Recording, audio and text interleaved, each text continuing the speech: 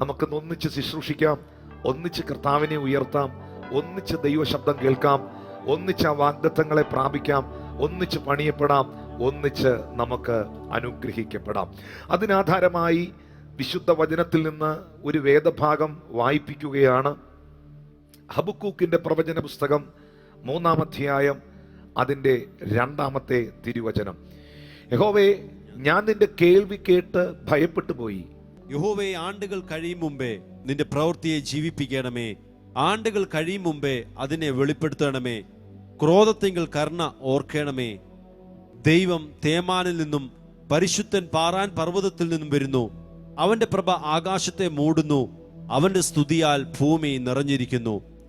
സൂര്യപ്രകാശം പോലെ ഒരു ശോഭ ഉളവായി വരുന്നു. കിരണങ്ങൾ അവന്റെ പാർശ്വത്തിൽ നിന്ന് പുറപ്പെടുന്നു. And let us turn our attention to one of the important verses of the scriptures for our meditation. Habakkuk chapter 3 verse 2. O Lord, I have heard your speech and was afraid. O Lord, revive your work in the midst of the years. In the midst of the years, make it known. In the wrath, remember mercy. ഹബക്കൂക്കിന്റെ പ്രവചന പുസ്തകം നമുക്ക് പലർക്കും സുപരിചിതമാണ്. പ്രത്യേകിച്ച് ഹബക്കൂക്കിന്റെ പ്രവചന പുസ്തകത്തിലെ നമുക്കെല്ലാവർക്കും അറിയാവുന്ന ഒരു വചനമാണ്, എൻ്റെ നീതിമാൻ അവൻ വിശ്വാസത്താൽ ജീവിക്കും എന്ന വചനം. ഹബക്കൂക്ക് എന്ന് പറയുന്ന പ്രവാചകൻ ഇരമ്യാവും എഗസ്കേലും ദാനിയേലും സഫന്യാവും ഒക്കെ ജീവിച്ചിരുന്ന, അല്ലെങ്കിൽ അവരുടെ സമകാലികനായിരുന്ന പ്രവാചകനായിരുന്നു ഹബക്കൂക്ക് എന്ന പ്രവാചകനും. ഈ ഹബക്കൂക്കിന്റെ പ്രവചന പുസ്തകം വളരെ ആഴമേറിയ ഒരു അനുഭവമാണ്. ഹബക്കൂക്കിന്റെ പ്രവചന പുസ്തകത്തിൽ കേവലം പ്രവചന ശബ്ദങ്ങൾ മാത്രമല്ല നാം കാണുന്നത്. ഹബക്കൂക്ക് എന്ന ആ മനുഷ്യന്റെ ജീവിത അനുഭവമാണ് അതിൻ്റെ 3 അധ്യായങ്ങളും.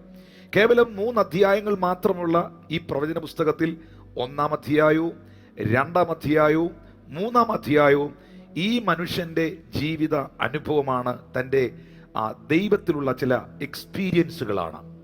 ദൈവത്തിൻ്റെ പരിശുദ്ധാത്മാവ് ഈ ഭാഗത്തു നിന്ന് ഈ ശുശ്രൂഷ കണ്ടുകൊണ്ടിരിക്കുന്ന ചില കുടുംബങ്ങളോട്, വ്യക്തികളോട് ഹൃദ്യമായി ആഴമായി സംസാരിക്കുവാൻ ആഗ്രഹിക്കുന്നു. അതിൻ്റെ 2-ാം അധ്യായത്തിൻ്റെ, നമ്മളിപ്പോൾ വായിച്ച 3-ാം അധ്യായത്തിൻ്റെ 2-ാമത്തെ വാക്യം, ഹബക്കൂക്ക് 3-ന്റെ 2-ാമത്തെ വാക്യം, ആണ്ടുകൾ കഴിയും മുൻപേ അതിനെ വെളിപ്പെടുത്തണമേ. ആണ്ടുകൾ കഴിയും മുൻപേ നിന്റെ പ്രവൃത്തിയെ ജീവിപ്പിക്കണമേ. അതെ, ഇത് ഹബക്കൂക്ക് എന്ന് പറയുന്ന മനുഷ്യന്റെ പ്രാർത്ഥനയാണ്. ദൈവമേ, വർഷം തീരാറാകുന്നു, ആണ്ട് കഴിയുന്നു, വർഷങ്ങൾ കഴിഞ്ഞു പോകുന്നു, സമയങ്ങൾ മുന്നോട്ട് പോകുന്നു. ഈ സമയങ്ങൾ കഴിഞ്ഞു പോകുന്നതിന് മുൻപേ, ആണ്ടുകൾ തീർന്നു പോകുന്നതിന് മുൻപേ, വർഷം അവസാനിക്കുന്നതിന് മുൻപേ അവിടുത്തെ പ്രവൃത്തിയെ അവിടുന്ന് വെളിപ്പെടുത്തണം, അവിടുത്തെ പ്രവൃത്തിയെ അവിടുന്ന് ജീവിപ്പിക്കണം. ഇന്ന് ഈ വാക്യം ഞാൻ എടുത്തുദ്ധരിക്കുമ്പോൾ എത്ര പേരുടെ പ്രാർത്ഥനയാണ്, ദൈവമേ, ഈ 2021 എന്ന വർഷം തീരുന്നതിന് മുൻപ് എന്നോടും എൻ്റെ കുടുംബത്തോടും സഭയോടും എൻ്റെ തലമുറകളോടും അവിടുന്ന് പറഞ്ഞ വാഗ്ദത്തങ്ങളെ അവിടുന്ന് നിവർത്തിക്കണമേ. നിന്റെ ചില പ്രവൃത്തികൾ എൻ്റെ ഭവനത്തിൽ വെളിപ്പെടാനുണ്ട്. അവിടുത്തെ ചില പ്രവൃത്തികൾ എൻ്റെ കുടുംബജീവിതത്തിൽ വെളിപ്പെടാനുണ്ട്. അവിടുത്തെ ചില പ്രവൃത്തികൾ എൻ്റെ ശുശ്രൂഷയിൽ വെളിപ്പെടാനുണ്ട്. അവിടുത്തെ ചില പ്രവൃത്തികൾ എൻ്റെ പ്രവർത്തന മേഖലകളിൽ വെളിപ്പെടാനുണ്ട്. ഞാൻ നോക്കിപ്പാർക്കുന്ന, ഞാൻ പ്രാർത്ഥിക്കുന്ന, ഞാൻ കാത്തിരിക്കുന്ന, എൻ്റെ കർണപുടങ്ങളിൽ ഞാൻ കേട്ട വാഗ്ദത്തങ്ങൾ അനവധിയായി എൻ്റെ ജീവിതത്തിൽ നിവർത്തീകരിക്കപ്പെടുവാനുണ്ട്. ഇത് കണ്ണുകൊണ്ട് കാണുവാനും ജീവിതത്തിൽ അനുഭവിക്കുവാനും എനിക്കൊരു അനുഭവം പരിശുദ്ധാത്മാവ് തരണമേ എന്ന് പ്രാർത്ഥിക്കുന്ന ദൈവമക്കളോട് ഇന്ന് ഈ മെസ്സേജ് ഞാൻ പറയുമ്പോൾ ഞാൻ ആത്മാവിൽ നിങ്ങളോട്, എല്ലാവരോടുമല്ല, വിശ്വസിക്കുന്നവരോട് ഞാൻ പറയുന്നു, ആണ്ട് തീരുന്നതിന് മുൻപ്, വർഷങ്ങൾ അവസാനിക്കുന്നതിന് മുൻപ് ദൈവത്തിൻ്റെ പ്രവൃത്തിയെ നിങ്ങളുടെ ഭവനത്തിൽ, നിങ്ങളുടെ കുടുംബത്തിൽ, നിങ്ങളുടെ ശുശ്രൂഷയിൽ, നിങ്ങളുടെ ജീവിതത്തിൽ വെളിപ്പെടുത്തുവാൻ ദൈവം വിശ്വസ്തനാണ്. അത് വിശ്വസിക്കുന്നവർ, ദൈവത്തിൻ്റെ വിശ്വസ്തതയിൽ വിശ്വസിക്കുന്നവർ, ദൈവത്തിന് ജീവിപ്പിക്കാൻ കഴിയും, ദൈവത്തിന് തന്റെ വാഗ്ദത്തത്തെ വെളിപ്പെടുത്താൻ കഴിയും എന്ന ഉറപ്പുള്ളവർ ചേർന്ന് ദൈവത്തെ ഒന്ന് സ്തോത്രം ചെയ്യാം. Habakkuk chapter 3 verse 2 is specifically taken at the end of this year. beginning of this last month, because the Lord wants to speak specifically to some people regarding the promises yet to be fulfilled. As we read in 3 verse 2, Lord, revive your work in the midst of the years. As you know, the year is almost ending. We are approaching the end of this year, and there are promises to be fulfilled in your life. And to those who believe today, as the pastor prophetically proclaimed, that the Lord is going to fulfill the visions, fulfill the dreams, fulfill the promises which you heard from the Lord, from these messages, from prophets, from the word of God, the things which the Lord spoke to you, the Lord is going to fulfill those promises in your life. If you believe today, if you take it fully to the heart, the Lord is going to fulfill even before the year ends. ഒരു പുസ്തകത്തിന്റെ പേജുകൾ മറിഞ്ഞു പോകുന്നത് പോലെ നമ്മുടെ ജീവിതത്തിന്റെ ഓരോ ദിവസങ്ങളും കഴിഞ്ഞു പോകുകയാണ്. നമ്മൾ ഓരോ ആണ്ടുകൾ കഴിയും തോറും നമ്മളുടെ പ്രായം മുന്നോട്ട് പോയിക്കൊണ്ടിരിക്കുന്നു. നമ്മുടെ ഓരോ ദിനങ്ങൾ കഴിയും തോറും നമ്മളുടെ ജീവിതചക്രം ചലിച്ചുകൊണ്ടേയിരിക്കുന്നു. നമ്മൾ കർത്താവിനോട്, തൻ്റെ രാജ്യത്തോട് ഏറെ അടുത്തുകൊണ്ടിരിക്കുന്നു. എന്നാൽ ഈ ഒരു ബോധ്യം നമ്മുടെ ഉള്ളത്തിൽ ഉണ്ടാകണമെന്ന് ദൈവം ആഗ്രഹിക്കുന്നു. ആണ്ടുകൾ കഴിയുന്നു, ദിവസങ്ങൾ കഴിയുന്നു, വർഷങ്ങൾ കഴിഞ്ഞു പോകുന്നു. ദൈവം എനിക്ക് തന്ന അവസരങ്ങൾ, ദൈവം എനിക്ക് തന്ന ദിനങ്ങൾ, ദൈവം എനിക്ക് തന്ന ആ ദിനങ്ങൾ ഓരോന്നോരോന്നായി കഴിഞ്ഞു പോകുന്നു എന്നൊരു പേഴ്സണലായിട്ടുള്ള ഒരു ബോധ്യം നമ്മുടെ ഉള്ളത്തിൽ ഉണ്ടാകണമെന്ന് ദൈവം ആഗ്രഹിക്കുന്നു. അതുകൊണ്ടാണ് 90-ാം സങ്കീർത്തനത്തിൻ്റെ 12-ാമത്തെ വചനത്തിൽ മോശ ദൈവത്തിൻ്റെ സന്നിധിയിൽ പ്രാർത്ഥിച്ചത്, ഞങ്ങൾ ജ്ഞാനമുള്ള ഒരു ഹൃദയം പ്രാപിക്കുവാൻ തക്കവണ്ണം ഞങ്ങളുടെ നാളുകളെ എണ്ണുവാൻ ഞങ്ങളെ ഉപദേശിക്കണമേ. അപ്പം ജ്ഞാനമുള്ള ഒരു ഹൃദയത്തിൻ്റെ ലക്ഷണമാണ് ദിവസങ്ങൾ, നാളുകൾ കടന്നു പോകുന്നു. ഓരോ ദിവസങ്ങളും കടന്നു പോകുന്നു. ഓരോ ദിവസങ്ങളും ദൈവം എനിക്ക് തന്ന അവസരങ്ങളാണ്. ഓരോ ദിവസങ്ങളും ദൈവം എനിക്ക് തന്ന ദിനങ്ങളാണ്. ആ കഴിഞ്ഞു പോയ ദിനങ്ങളെ എനിക്കിനി തിരിച്ചു പിടിക്കാൻ കഴിയില്ല.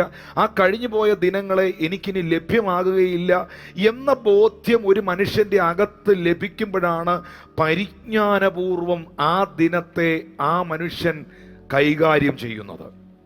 അങ്ങനെയാണെങ്കിൽ ഇന്ന് ഈ സന്ദേശം കേൾക്കുന്ന പ്രിയപ്പെട്ടവരോട് ഞാൻ പറയുന്നു, ആണ്ടുകൾ തീരും മുൻപേ, വർഷങ്ങൾ കഴിയും മുൻപേ എന്നെക്കുറിച്ച്, എൻ്റെ കുടുംബത്തെക്കുറിച്ച്, എൻ്റെ സഭയെക്കുറിച്ച്, എൻ്റെ ജീവിതത്തെക്കുറിച്ചുള്ള ദൈവത്തിൻ്റെ പദ്ധതികൾ വെളിപ്പെടുത്തണമെന്ന് പ്രാർത്ഥിക്കേണ്ട ഒരു കടമ നമുക്കുണ്ട്. അത് മാത്രവുമല്ല, നമ്മുടെ കർത്താവിൻ്റെ വരവ് അതിവേഗത്തിൽ സംഭവിക്കാൻ പോകുകയാണ്. ഞാൻ അതും കൂടി ഈ കൂട്ടത്തിൽ നിങ്ങളോട് ഇന്നത്തെ സന്ദേശത്തിൽ ചേർത്ത് പറയുന്നു. കഴിഞ്ഞ ദിവസത്തെ മീറ്റിങ്ങുകളിലൊക്കെ ഈ വിഷയങ്ങൾ ഞാൻ നിങ്ങളോടും പേഴ്സണലി പങ്കുവയ്ക്കാനിടയായി. നമ്മളിന്ന് കാണുന്ന ഈ മഹാവ്യാധികൾ, ഈ പ്രതിസന്ധികൾ, ഈ ലോകത്തിൽ കാണുന്ന കർത്താവിൻ്റെ വരവിനോടുള്ള ബന്ധത്തിൽ കാണുന്ന സംഭവങ്ങളെല്ലാം ഈറ്റുനോവിൻ്റെ ആരംഭങ്ങളാകുന്നു എന്നുള്ളത് സത്യമാണ്. നമ്മളിന്ന് കാണുന്ന ഈ വ്യാധികളെല്ലാം, ഈ മഹാമാരികളെല്ലാം കർത്താവിൻ്റെ വരവിൻ്റെ ലക്ഷണങ്ങൾ തന്നെയാണ്. ഒരു സംശയവും അതിനകത്തില്ല. അങ്ങനെയാണെങ്കിൽ നമ്മളെല്ലാം ആ യേശുക്രിസ്തുവിൻ്റെ, നമ്മുടെ കർത്താവിൻ്റെ, നമ്മുടെ രക്ഷിതാവും വീണ്ടെടുപ്പുകാരനുമാകുന്ന യേശുവിൻ്റെ വരവിനോട് ഏറ്റവും അടുത്തിരിക്കുന്നെങ്കിൽ ഒരിക്കലും നമ്മൾ ചിന്തിക്കരുത് ഇതെല്ലാം കഴിഞ്ഞ്, ഇതെല്ലാം അവസാനിച്ച്, ഇതെല്ലാം തീർന്ന്. അങ്ങനൊരു സംഭവമല്ല. വ്യക്തമായി ഞാൻ നിങ്ങളോട് പറയുന്നു, ഇത് ഈറ്റുനോവിൻ്റെ ആരംഭമാണെങ്കിൽ ഇപ്പോൾ കണ്ടുകൊണ്ടിരിക്കുന്ന മഹാവ്യാധികളും ഈ പ്രശ്നങ്ങളുമൊക്കെ കർത്താവിൻ്റെ വരവിനോടുള്ള ബന്ധത്തിൽ സംഭവിച്ചുകൊണ്ടിരിക്കുന്ന കാര്യങ്ങളാണെങ്കിൽ ഇതൊന്നും അവസാനിക്കാൻ പോവുകയല്ല. പിന്നെയോ ഇതിൻ്റെയൊക്കെ ആ ഒരു കാഠിന്യം വർദ്ധിച്ചു വരാൻ പോവുകയാണ്. കാരണം ഒരു സഹോദരിക്ക്, ഒരു ഗർഭം ധരിച്ച ഒരു സ്ത്രീക്ക് പ്രസവം അടുക്കുന്ന സമയത്ത്, ആ ഡെലിവറി അടുക്കുന്ന സമയത്ത് ആ പെയിൻ കൂടി വന്നുകൊണ്ടിരിക്കും. ആദ്യം ഒരു ചെറിയ പെയിൻ വന്നു കഴിയുമ്പോൾ അതുകൊണ്ട് തീരുകയല്ല, ആ കുഞ്ഞിനെ പ്രസവിക്കാനുള്ള മണിക്കൂർ സമയം അടുത്തു വരുന്തോറും അതിൻ്റെ പെയിനിൻ്റെ ഡെപ്ത് വർദ്ധിച്ചുകൊണ്ടേയിരിക്കും. ഇതുപോലെ നമ്മുടെ കർത്താവിൻ്റെ വരവ് അടുക്കും തോറും, കർത്താവിൻ്റെ വരവ് ഏറ്റവും അടുത്ത് വരും തോറും പ്രതിസന്ധികളും പ്രശ്നങ്ങളും ഒക്കെ കർത്താവിൻ്റെ വരവിനോടുള്ള ബന്ധത്തിൽ പറയപ്പെട്ട കാര്യങ്ങളെല്ലാം ലോകത്തിൽ സംഭവിച്ചു കൊണ്ടേയിരിക്കും. വരുവാനുള്ളവൻ വരാതെ, വെളിപ്പെടുവാനുള്ളവൻ വെളിപ്പെടാതെ ഒരിക്കലും ഈ പെയിൻ ലോകത്തിൽ നിന്ന് മാറത്തില്ല. ഈ പ്രതിസന്ധികൾക്കൊന്നും അറുതി വരത്തില്ല. എങ്കിലും നോഹയുടെ കാലത്ത് പ്രളയമുണ്ടായ സമയത്ത്, അല്ലെങ്കിൽ ദൈവിക ന്യായവിധി വെളിപ്പെട്ട സമയത്ത് നോഹയ്ക്ക് യഹോവയുടെ കൃപ ലഭിച്ചതുപോലെ ഒരു ജഡ്ജ്മെന്റ് പീരീഡിലും തമ്പുരാൻ പെട്ടകത്തിനകത്താക്കുന്ന ദൈവത്തിൻ്റെ കൃപ ലഭിച്ചുകൊണ്ട് ദൈവസന്നിധാനത്തിലേക്ക് തിരിച്ചു വരുന്ന ഒരു ഗ്രൂപ്പുണ്ട്. ആമീൻ. ലോത്തിന്റെ കാലത്ത് സംഭവിച്ചതുപോലെ മനുഷ്യപുത്രന്റെ കാലത്തും ഉണ്ടാകുമെന്ന് യേശുക്രിസ്തു പറഞ്ഞെങ്കിൽ വലിയ ജഡ്ജ്മെന്റ് സോദോം നിവാസികൾക്ക് വെളിപ്പെടുന്ന സമയത്ത് അതിൻ്റെ മധ്യയിലും ഒരു അബ്രഹാമിനെ സ്വർഗത്തിലെ ദൈവം ഓർത്തതുപോലെ, ഹല്ലേലൂയ, വലിയ ജഡ്ജ്മെന്റുകൾ നടക്കുമെങ്കിലും വലിയ പ്രതിസന്ധികൾ ഇനിയും ലോകത്തിൽ വെളിപ്പെടുമെങ്കിലും നമ്മൾ കണ്ടതല്ല ഇനി കാണാൻ പോകുന്നതെങ്കിലും, നമ്മൾ അറിഞ്ഞതല്ല ഇനി അറിയാൻ പോകുന്നതെങ്കിലും, നമ്മൾ പോയ വഴികളിലൂടെ അല്ല ഇനി പോകാൻ പോകുന്നതെങ്കിലും, നമ്മൾ പറയത്തില്ല ഇതുവരെ എടുത്തത് ടെസ്റ്റ് ഡോസ് ആയിരുന്നു, ബൂസ്റ്റർ ഡോസ് വരുന്നതേ ഉള്ളൂ എന്ന് പറയുന്നത് പോലത്തെ വലിയ പ്രതിസന്ധികൾ ഇനിയും ഈ ലോകത്തെ വരവേറ്റാലും അതിൻ്റെ മധ്യയിലും ദൈവത്തിൻ്റെ കൃപ, ദൈവത്തിൻ്റെ സാന്നിധ്യം, കർത്താവിൻ്റെ അഭിഷേകം ചിലതിൻ്റെ മേൽ പകർന്നുകൊണ്ട് ദൈവം ചിലരെ കവർ ചെയ്തുകൊണ്ട് തൻ്റെ പ്രവർത്തികളെ, തൻ്റെ പദ്ധതികളെ ആമീൻ ഈ ദേശത്ത്, നമ്മുടെ ലോകത്ത് ദൈവം വെളിപ്പെടുത്തുവാനിടയാകും. പക്ഷേ ഈ സാഹചര്യങ്ങളെ കാണുമ്പോൾ, ഈ അവസ്ഥകളെ കാണുമ്പോൾ, ഓരോ ദിനങ്ങളും മറിഞ്ഞു പോകുന്നത് കാണുമ്പോൾ, കർത്താവേ, ആണ്ടുകൾ കഴിയും മുൻപേ അവിടുത്തെ പ്രവൃത്തിയെ ജീവിപ്പിക്കണമെന്നും ആണ്ടുകൾ തീരും മുൻപേ അതിനെ വെളിപ്പെടുത്തണമെന്നും പ്രാർത്ഥിക്കുന്ന ജ്ഞാനമുള്ള, നിയോഗമുള്ള ഒരു കൂട്ടത്തെ ദൈവം അന്വേഷിക്കുകയാണ്. As we meditate on this scripture, Habakkuk chapter 3 verse 2, we need to understand one thing, that time is passing, each and every day is passing by. As we flip each and every page of a book, each and every day is passing out from our life, and time is very short in front of us, and we need to have a wise heart, as Moses prays in Psalm chapter 90 verse 12. Teach us to number our days so that we may gain a heart of wisdom.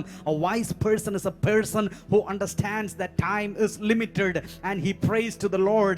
Some people may think that everything is going to end, but as the scripture says, these things which are happening around us are just birth pangs. It's the beginning of the great things, great pain which is going to happen. But as the Lord saved Abraham from the Sodom and Gomorrah destruction, as the Lord saved Noah and his family from that great flood, the Lord will save his people. But we as wise people who have got wisdom from the Lord, we need to pray to the Lord that the Lord may revive the works, the promises, the things which are in store for you. The Lord may revive those things even before time ends. Those things may unfold in our life, and it may be fulfilled in our life. ഈ ഹബക്കൂക്കിന്റെ പ്രവചന പുസ്തകത്തിൽ നിന്ന് ഞാൻ പറഞ്ഞല്ലോ, അദ്ദേഹം 3 അധ്യായങ്ങൾ തിരുവചനത്തിനകത്ത് രേഖപ്പെടുത്തിയിരിക്കുമ്പോൾ ആ 3 അധ്യായങ്ങളും ആ മനുഷ്യന്റെ അനുഭവമായിരുന്നു. ആ അനുഭവം നമുക്കുമുണ്ട്. അത് മനസ്സിലാക്കണമെങ്കിൽ ദയവായി, നിങ്ങളിപ്പോൾ ഒരു മൊബൈൽ ഫോണിലായിരിക്കും എന്നെ കണ്ടുകൊണ്ടിരിക്കുന്നത്, ലാപ്ടോപ്പിലായിരിക്കും, ഐപാഡിലോ ടാബിലോ ടിവിയിലോ ഏതെങ്കിലും ഒരു ഡിവൈസിലൂടെ ആയിരിക്കും നിങ്ങൾ എന്നെ ഇപ്പോൾ കേട്ടുകൊണ്ടിരിക്കുന്നത്. എങ്ങനെയോ ആകട്ടെ, നിങ്ങളുടെ കയ്യിൽ ഒരു തുറന്ന ബൈബിൾ ഉണ്ടെങ്കിൽ, അല്ലെങ്കിൽ മറ്റൊരു ഡിവൈസിലൂടെ നിങ്ങൾക്ക് ഞാൻ ഈ പറയുന്ന കാര്യങ്ങൾ വായിച്ച് നോക്കിപ്പോകാൻ കഴിയുമെങ്കിൽ വളരെ പ്രയോജനകരമായിരിക്കും. ഈ ഹബക്കൂക്കിൻ്റെ പ്രവചന പുസ്തകം 1-ാം അധ്യായത്തിൻ്റെ 2 മുതലുള്ള വാക്യങ്ങൾ നോക്കുമ്പോൾ അവിടെ എഴുതിയിരിക്കുന്നത്, യഹോവേ, എത്രത്തോളം ഞാൻ അയ്യം വിളിക്കുകയും നീ കേൾക്കാതിരിക്കുകയും ചെയ്യും. ദൈവമേ, ഞാൻ ഇത്രയും പ്രാർത്ഥിക്കുന്നു, ഞാൻ ഇത്രത്തോളം പ്രാർത്ഥിച്ചിട്ടും നീ എന്തുകൊണ്ട് എൻ്റെ പ്രാർത്ഥന കേൾക്കുന്നില്ല? സാഹസ നിമിത്തം ഞാൻ ഇത്രത്തോളം നിന്നോട് നിലവിളിക്കുന്നു, നീ രക്ഷിക്കാതിരിക്കുകയും ചെയ്യും. ദൈവമേ, ഞാൻ ഇത്രയും കരഞ്ഞ് നിലവിളിച്ച് പ്രാർത്ഥിച്ചിട്ടും, ഞാൻ ഇത്രത്തോളം നിന്റെ സന്നിധിയിൽ അഭയയാചന കഴിച്ചിട്ടും അവിടുന്ന് എന്തുകൊണ്ട് എന്നെ രക്ഷിക്കുന്നില്ല? അവിടുന്ന് എന്തുകൊണ്ട് എനിക്ക് വേണ്ടി പ്രവർത്തിക്കുന്നില്ല? താഴേക്കുള്ള വാക്യങ്ങൾ വായിക്കുന്ന സമയത്ത് അതിൻ്റെ 8-ാമത്തെ വാക്യത്തിൽ ഹബക്കൂക്ക് പറയുന്നുണ്ട്, ദൈവമേ, നീ എന്തുകൊണ്ട് ദുഷ്ടന്റെ ദോഷം കണക്കിടാതിരിക്കുന്നു? അതിൻ്റെ 13-ാമത്തെ വാക്യത്തിൽ ഹബക്കൂക്ക് പറയുന്നുണ്ട്, പ്രൈസ് ഗോഡ്, ദൈവമേ, നീ എന്തുകൊണ്ട് കൈകെട്ടി നിൽക്കുന്നു? ഹല്ലേലൂയ. ദോഷം കണ്ടുകൂടാതെ വണ്ണം നിർമ്മല ദൃഷ്ടിയുള്ളവനും പീഡനം കാണുവാൻ കഴിയാത്തവനുമായുള്ളവേ, ദ്രോഹം പ്രവർത്തിക്കുന്നവരെ നീ വെറുതെ നോക്കുന്നതും ദുഷ്ടൻ തന്നിലും നീതിമാനായവനെ വിഴുങ്ങുമ്പോൾ നീ മിണ്ടാതിരിക്കുന്നതും മനുഷ്യരെ സമുദ്രത്തിലെ മത്സ്യങ്ങളെ പോലെയും അധിപതിയില്ലാത്ത ഇഴജാതി പോലെയും ആക്കുന്നതുമെന്ത്? പരാതികൾ. നിങ്ങൾ നോക്കി ഹബക്കൂക്കിന്റെ പ്രവചന പുസ്തകം 1-ാം അധ്യായം നിങ്ങൾ നോക്കിയാൽ ഒരു മനുഷ്യൻ പ്രാർത്ഥനയാണ് സംഭവമെങ്കിലും പരാതിപ്പെട്ടി തുറക്കുകയാണ്. ദൈവത്തിന്റെ സന്നിധിയിൽ തൻ്റെ പരാതികളെല്ലാം താൻ പറയുകയാണ്. ദൈവമേ, നീ എന്തുകൊണ്ട് രക്ഷിക്കാതിരിക്കുന്നു? നീ എന്തുകൊണ്ട് 14-ാമത്തെ വാക്യത്തിൽ നീ എന്തുകൊണ്ട് പ്രവർത്തിക്കാതിരിക്കുന്നു? 8-ാമത്തെ വാക്യത്തിൽ നീ എന്തുകൊണ്ട് ദുഷ്ടന്റെ ദോഷം കണക്കിടാതിരിക്കുന്നു? നീ 13-ാമത്തെ വാക്യം വളരെ രസകരമാണ്. അതിനകത്ത് ദുഷ്ടന്റെ ദോഷം തന്നിലും നീതിമാനായവനെ വിഴുങ്ങുമ്പോൾ സ്വർഗത്തിലെ ദൈവമേ, നീ എന്താണ് ഇങ്ങനെ വെറുതെ നിൽക്കുന്നതെന്നാ, കയ്യും കെട്ടി നിൽക്കുന്നതെന്നാണ് ഹബക്കൂക്ക് ചോദിക്കുന്നത്. അപ്പോൾ 1-ാം അധ്യായത്തിൽ നമുക്ക് കാണാൻ കഴിയുന്നത്, അല്ലെങ്കിൽ പ്രവാചകനായ ഹബക്കൂക്ക് ദൈവത്തോട് പ്രാർത്ഥിക്കുന്ന പ്രാർത്ഥനയിൽ നിന്ന് നമുക്ക് വ്യക്തമായി മനസ്സിലാക്കാൻ കഴിയുന്നത്, പ്രവർത്തിക്കാത്ത ദൈവം, രക്ഷിക്കാത്ത ദൈവം, സഹായിക്കാത്ത ദൈവം, നീതിമാനെ ന്യായം വിധിക്കുകയും ദുഷ്ടന്മാരെ എല്ലാം വളർത്തി മാനിക്കുകയും ചെയ്യുന്ന ദൈവം. ഇതൊക്കെ ഹബക്കൂക്കാണ് പ്രാർത്ഥിച്ചെങ്കിലും ഇപ്പോഴും നമ്മുടെ പരാതികളും ഇതൊക്കെ തന്നെയാണ്. ദൈവമേ, പ്രാർത്ഥിക്കാതെയും നിന്നെ അറിയാതെയും ഈ പുസ്തകത്തിൽ വിശ്വസിക്കാതെയും നടക്കാത്തവർക്കൊന്നും ഒരു പ്രശ്നവും ഇല്ല. കൂടുതൽ അങ്ങേ അറിയുന്ന, അങ്ങേ സേവിക്കുന്ന, അങ്ങയ്ക്ക് വേണ്ടി നിൽക്കുന്ന, അങ്ങേ വിശ്വസിക്കുന്ന എനിക്കാണല്ലോ കർത്താവേ പ്രശ്നങ്ങളെല്ലാം എന്ന് പറയുന്നവർ ഹബക്കൂക്കിനെ പോലെ ഇന്ന് ഈ മെസ്സേജ് കേൾക്കുന്നില്ലേ? കർത്താവേ, ദുഷ്ടന്മാരെല്ലാം രക്ഷപ്പെട്ടു പോവുക, നീതിമാന്മാരായവർക്ക് വലിയ പ്രതിസന്ധിയാ എന്ന് പറയുന്നവരില്ലേ? ദൈവം തമ്പുരാനെ, നീ എന്താ ഇങ്ങനെ കൈയും കെട്ടി ഇരിക്കുന്നേ? ഒന്ന് ഇറങ്ങി വന്ന് എനിക്ക് വേണ്ടി ഒന്ന് പ്രവർത്തിച്ചുകൂടെ എന്ന് ഹബക്കൂക്കിനെ പോലെ ചോദിക്കുന്നവർ ഇന്ന് ഈ മെസ്സേജ് കേൾക്കുന്നില്ലേ? അതാ ഞാൻ പറഞ്ഞത്, ഈ 3 അധ്യായങ്ങളും ഹബക്കൂക്കിന്റെ ജീവിതവും നമ്മുടെ ഓരോരുത്തരുടെ ലൈഫുമായിട്ട് വലിയ കണക്ഷൻ ഉണ്ട്. 1-ാമത്തെ അധ്യായത്തിൽ ഹബക്കൂക്ക് ദൈവത്തോട് പറയുന്നത്, നീ രക്ഷിക്കാതിരിക്കുന്നതെന്ത്? നീ പ്രവർത്തിക്കാതിരിക്കുന്നതെന്ത്? നീ ദുഷ്ടന്റെ ദോഷം കണക്കിടാതിരിക്കുന്നതെന്ത്? നീ വെറുതെ നോക്കി നിൽക്കുന്നതെന്ത് എന്നതാണ് ചോദിക്കുന്നത്. Habakkuk chapters 1-3 is actually the personal experience of this prophet, the turmoil and the problems which the prophet is undergoing. He is crying before the Lord. If you read through the first chapter, some 17 verses are there, especially verse 2, verse 8, verse 13. All these verses point to the fact that this prophet is complaining. All the wicked people are prospering, and the people who pray, the people who follow the Lord, they have all sorts of problems. And the prophet looks at the Lord and asks, Lord, are you not seeing all these things? Lord, are you not listening my prayer? He is crying, he is praying, and there is no respite, no answer. And you can find a complaining prophet in chapter 1. The same situation maybe you have in your life. You may be complaining all the problems which you may undergo. You were continuously following the Lord, you were crying before the Lord, praying continuously, but no answer. The wicked prospers and you are punished and you are perplexed. What's happening around? And you cry to the Lord.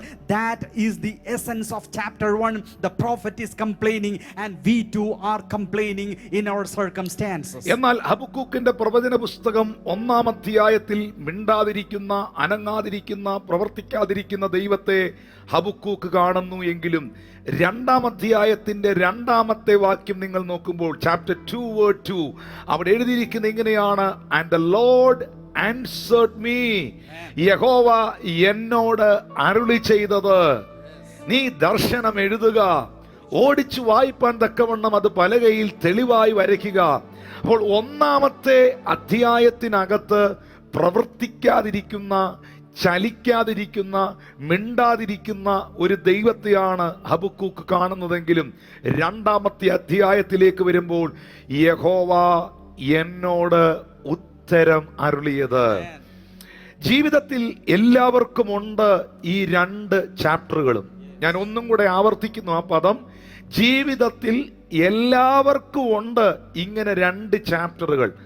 ദൈവം പ്രവർത്തിക്കാതിരിക്കുന്നു എന്ന് തോന്നുന്ന ഒരു ചാപ്റ്ററും ദൈവം മറുപടി പറയാൻ തുടങ്ങുന്ന മറ്റൊരു ചാപ്റ്ററും, ദൈവം മിണ്ടാതിരിക്കുന്ന ഒരു അധ്യായവും ദൈവം മിണ്ടി തുടങ്ങുന്ന ഒരു അധ്യായവും, ദൈവം കൈകെട്ടി നിൽക്കുന്നു എന്ന് തോന്നുന്ന ജീവിത സാഹചര്യങ്ങളും ദൈവം ഇറങ്ങി വന്ന് അത്ഭുതങ്ങളെ ചെയ്യുവാൻ തുടങ്ങുന്ന മറ്റൊരു സാഹചര്യവും. 2-ാം അധ്യായത്തിലേക്ക് വരുമ്പോൾ ദൈവം ഹബക്കൂക്കിനോട് സംസാരിക്കുകയാണ് പ്രിയപ്പെട്ടവരെ, അവന് മറുപടി കൊടുക്കുകയാണ് പ്രിയപ്പെട്ടവരെ. ഇന്ന് ദൈവത്തിന്റെ പരിശുദ്ധാത്മാവിൽ ഈ സന്ദേശം കാണുന്ന കേൾക്കുന്ന പ്രിയപ്പെട്ട സഭയോട്, ദൈവമക്കളോട്, സഹോദരന്മാരോട്, സഹോദരിമാരോട് ഞാൻ സ്നേഹത്തോടെ ആദരവോടെ പറയട്ടെ, ദൈവം നിങ്ങളുടെ ജീവിതത്തിൽ പ്രവർത്തിക്കാതിരിക്കുന്നു എന്ന് തോന്നുന്ന ഒരു സാഹചര്യം ഉണ്ടെങ്കിലും, ദൈവം എന്തുകൊണ്ട് എൻ്റെ വിഷയത്തിൽ അത്ഭുതം ചെയ്യുന്നില്ല എന്ന ചിന്തകൾ നിങ്ങളെ ഭരിക്കുന്നെങ്കിലും, നിങ്ങളുടെ ജീവിതം എന്നും അങ്ങനെ ആയിരിക്കത്തില്ല. ഞാൻ എപ്പോഴും പറയുന്നൊരു പദമുണ്ട്, എന്നും കണ്ണുനീരല്ല, എന്നും പട്ടിണിയല്ല, എന്നും പ്രതിസന്ധിയല്ല, എന്നും നിന്ദയല്ല, എന്നും വെല്ലുവിളിയല്ല, എന്നും തകർച്ചയല്ല.